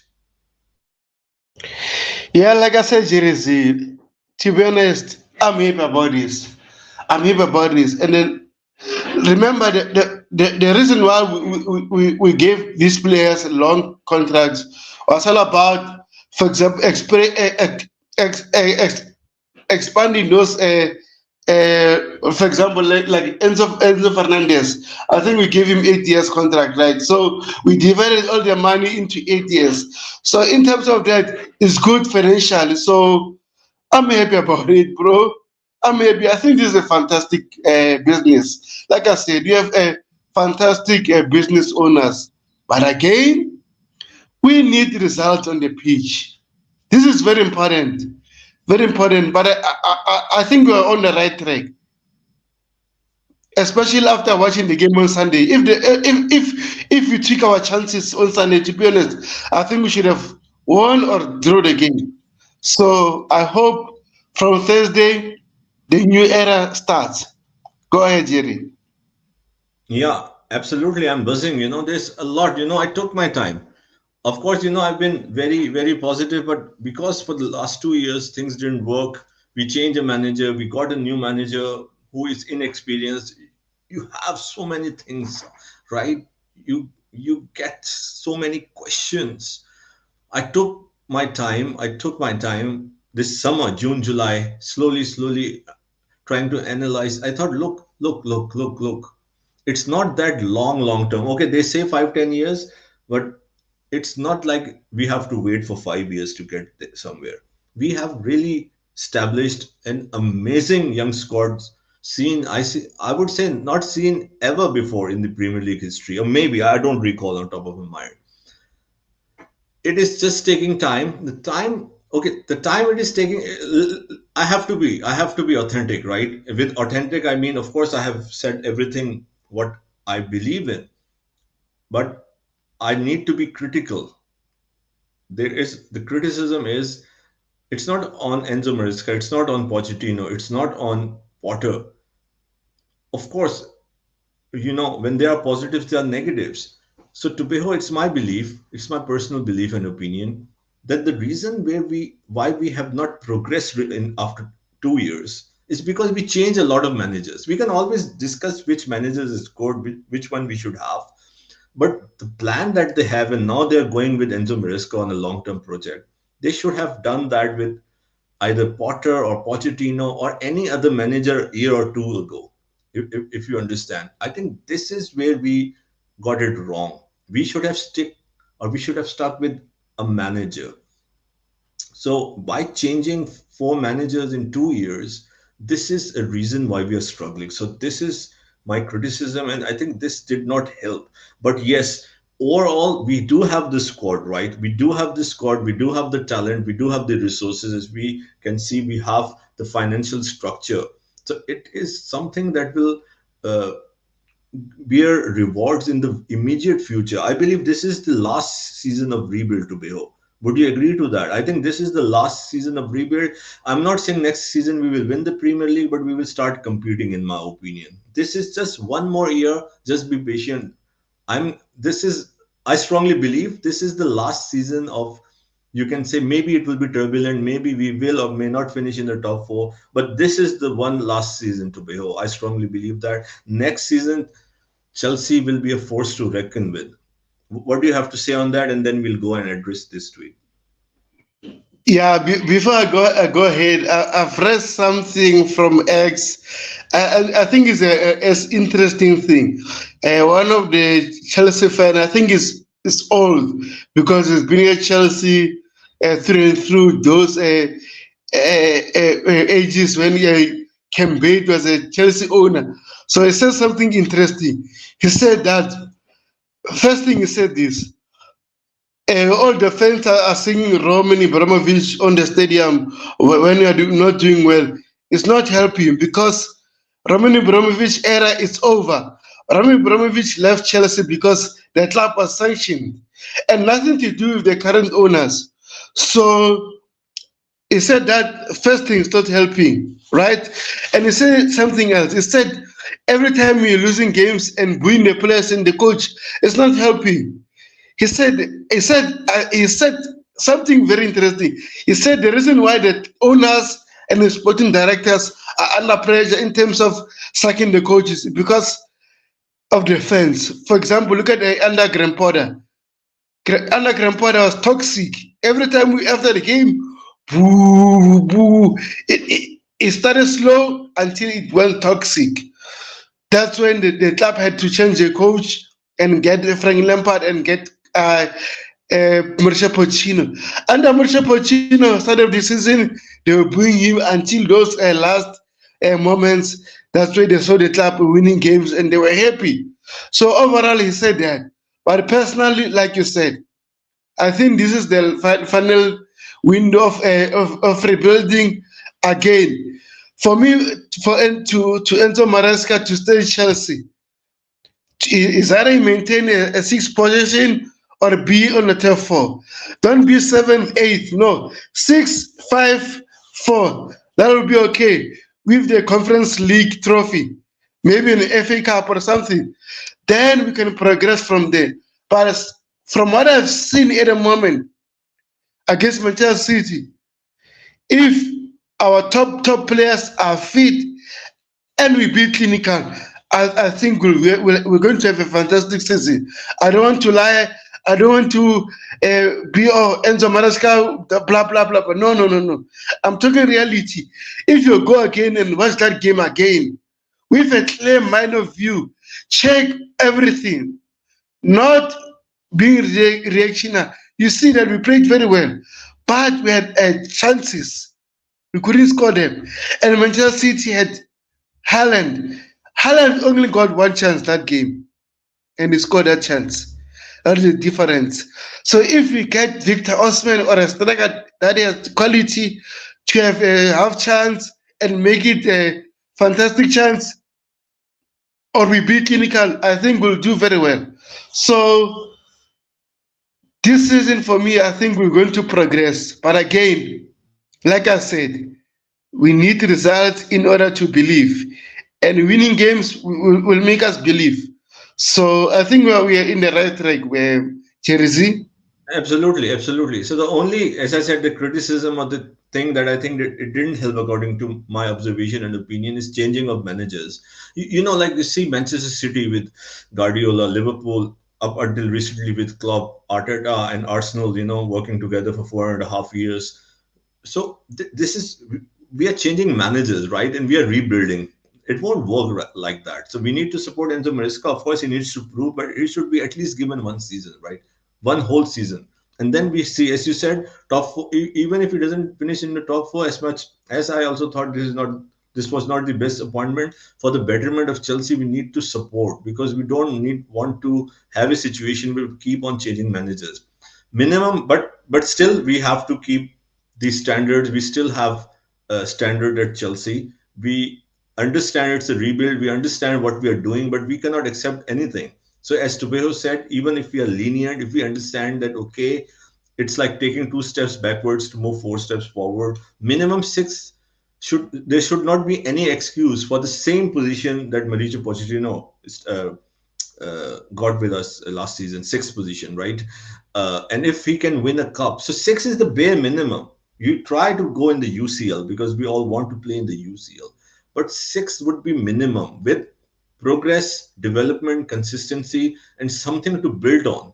Sixth is the bare minimum. Seventh and below, again, like we don't want to talk on that right now. I think it will be unacceptable. So yes, Tobeho, let's discuss this before we wind up the stream. So as you shared, according to Football Transfers, Chelsea number one, most income from player sales in a single transfer window. And as you were saying, so effectively, so diligently, you address that people are talk about, oh, we spend 1 billion, we are doing this, we are spending, we are not having good transfer, we don't know what we are doing, we are getting players, or we are overpaying for players. No, 80 to 85% of the investment has been good. We have bought some really good players in Kunku, Cole Palmer, Lavia, Caicedo. Gusto, at least top five, I told you, right? So maybe I missed someone. And so Fernandez, of course, who needs to perform at his best, I would say. So you see the most income from Chelsea, from players, sorry, from players sales in a single transfer window. Chelsea is number one, 221 million in 2023-24 season. And then it's Brighton all the way to Liverpool at 10. So look at the net spend, look at the outgoings. For sure, from the first day, as we all analyze in our podcast in different shows, we never had any doubt of what they're doing, right?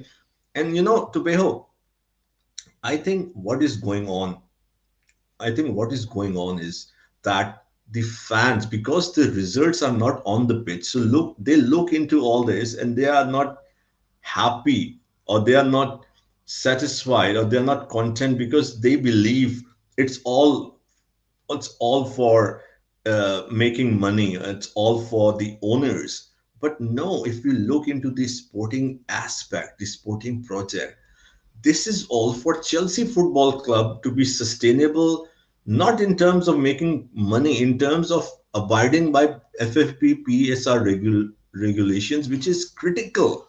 Critical. We see what happened to Leicester, Everton. At the same time, having a pool of players that can perform consistently. So yes, it is, with every passing day, it is becoming more logical. It is becoming more evident that this is a very carefully planned out thought process. And we just need more integration, time, and having a manager with a team will only help. So, Tibeho, please go ahead. You shared this. Thank you for that. So, it's amazing, Some of the fans, I know they will think that we are being very positive, or, thinking way too ahead of our time, of the time where Chelsea is. But no. As I said, according to my observation, changing four managers is the main issue that did not help our progress. We are in phenomenal shape.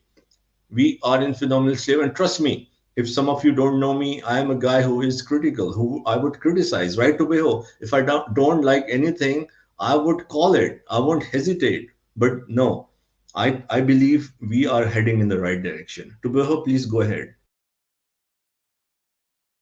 The big girl looks like he's been bumped off. So Tai, we'll see. you have to now go and give your thoughts on this.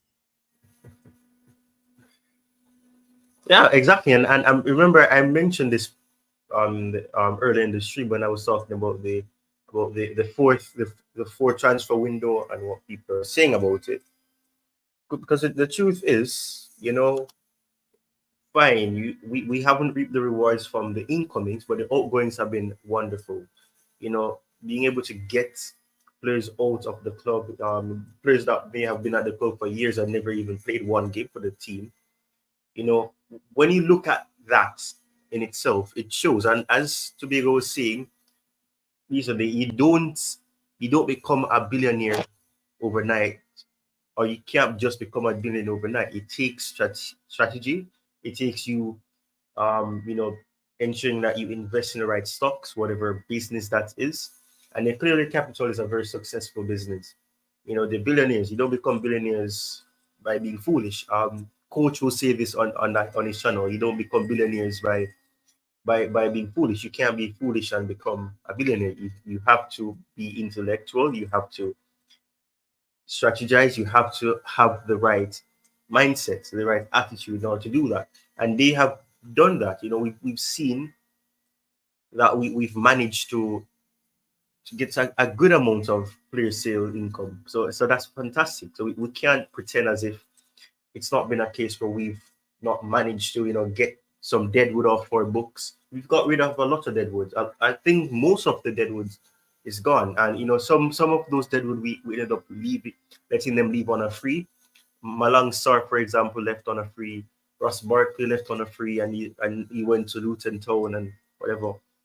But we've actually done quite well in terms of player sales. And if we get a Lukaku to leave the club, then that's another one. It's another good deal done as well. So, it's up and down, is inconsistency with Chelsea. We can praise them for one thing and then we can criticize them for another. That's been the case. We can say that, oh, we created chances but we didn't score. Yeah, it's always this but also this. So the owners have done this but they've not done this just yet. So it takes time. It takes time. It will work if we continue to invest the right way, though. Yeah. So yes, I think we have come to the natural end of the show. It has been a fantastic stream. Thank you to everyone who tuned in with your delicious, I should say, comments in the comment section. Very engaging, asking good question and giving your views. Thank you to, of course, the man himself, the owner of Chelsea Sessions, Tyrone Tobejo. Let's see if he comes back. But in any event, thank you so much to Beho for coming after work. So passionate. And please subscribe to his channel. The link is over here, the Coolest Chelsea podcast. And also to our brother, the Liverpool fan, Jordan, who came in and shared his view as a rival fan. So yeah, so I will ask you now, Ty, because you're here to wind up this stream and give your. I know you did, but now we are ending it, so you still have to give your final thoughts to wind up this stream. And thank you so much for having me. Yes, yes. As you said, we've done quite a good amount of work. So yeah, and I appreciate you once more for being able to do the stream. I appreciate that. As you said, respect to Tobago for taking the time to join after work. I really appreciate him coming on, giving his 2 cents. Jordan was here as well, and you held down the fort for an hour. So that's really appreciative on my end. And as I said before, guys, the channel, the big announcement I made is that the channel can now benefit from all the features of monetization. Some people may not know that the channel got monetized. If you manage to see this stream, this will disclose that to you that the channel is monetized. But yes, thank you guys for watching. I hope you guys enjoyed the stream. It's been a long one. It's been over 3 hours now. I appreciate you guys. Keep the blue flag flying high. And before I let this stream end, Jerry, is there anything else that you want to say before we call it a day? Yeah, so I have to give the final thoughts. Okay. Yeah, so I will say, look, I am a person who always try to say things as they are. So I won't be hesitant to criticize, but honestly speaking, I did my research. I was open-minded to listen to diverse views, including the man himself, the owner of Chelsea Sessions, Tyrone, who is very tactical and technical.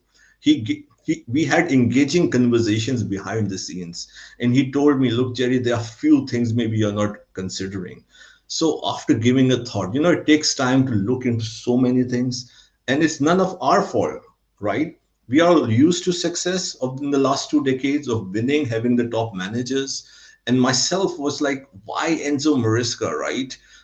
Okay, I would still say not the best appointment for sure. I won't say it's the best appointment, but let's give the man time for the sake of our club, for Chelsea Football Club, right? We do have a great squad, as we discussed so many permutation variables and identified not just potential as a theory, but real tangible success that we footballing, you can say, all the tactics, all the process, and all the systematic approach that the owners have taken. Yes, until and unless they won't succeed, or we will see we will see consistency of patterns, there will be a lot of questions. But look, we had 2 decades of tremendous success that fans of 95 or 97% of the clubs around the world dream to have for just one season. We had for 20 years. So let's be a little bit patient. I don't believe we need to be patient for 5, 10 years. Just be a little bit patient to the Stamford Bridge fan going fans. I know you spend your hard earned money, you go and attend the matches, but the purpose is to support the club, right? Let's give them some time. And of course, let's be authentic. Let's always say as things are, as what we see on the pitch. But Enzo Maresca, right, a guy who is given the job perhaps ahead of some candidates who would have been a better fit, in my opinion. But let's not just slag the man off on based of that. He did not force his way right into Chelsea Football Club. He did not, uh, you know, did something or uh, pulled any string to get into Chelsea. The job was offered to him, right? So hopefully it will be let's hope that it will be a success. Of course it will take time. As I said, we should have stuck to either Potter or Pochettino, or should have had Pochettino at the first place, then Potter, or any other manager, or Nagelsmann, or XYZ.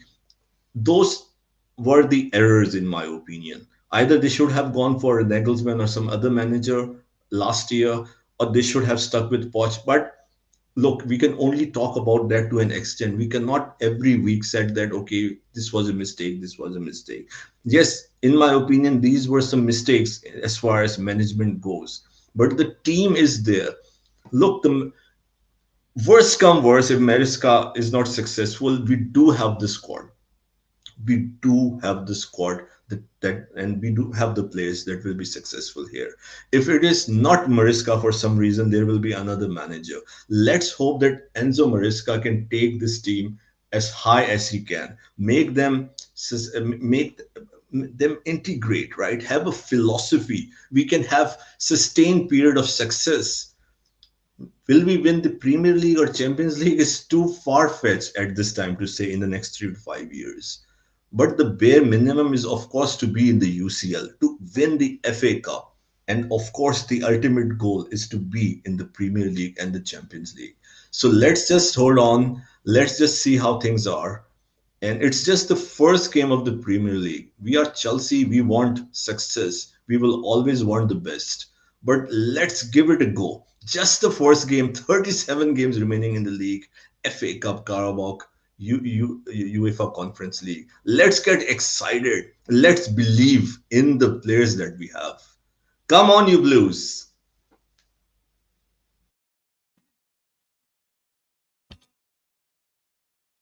Come on, you Blues, indeed. Come on, you Blues, indeed. Well, we've come to the natural, I almost called it like Coach all ago, the natural end of the show. Cheers, everyone. Peace. Keep the blue flag flying high. Come on, Chelsea. Up the Chels. Keep the blue flag flying high.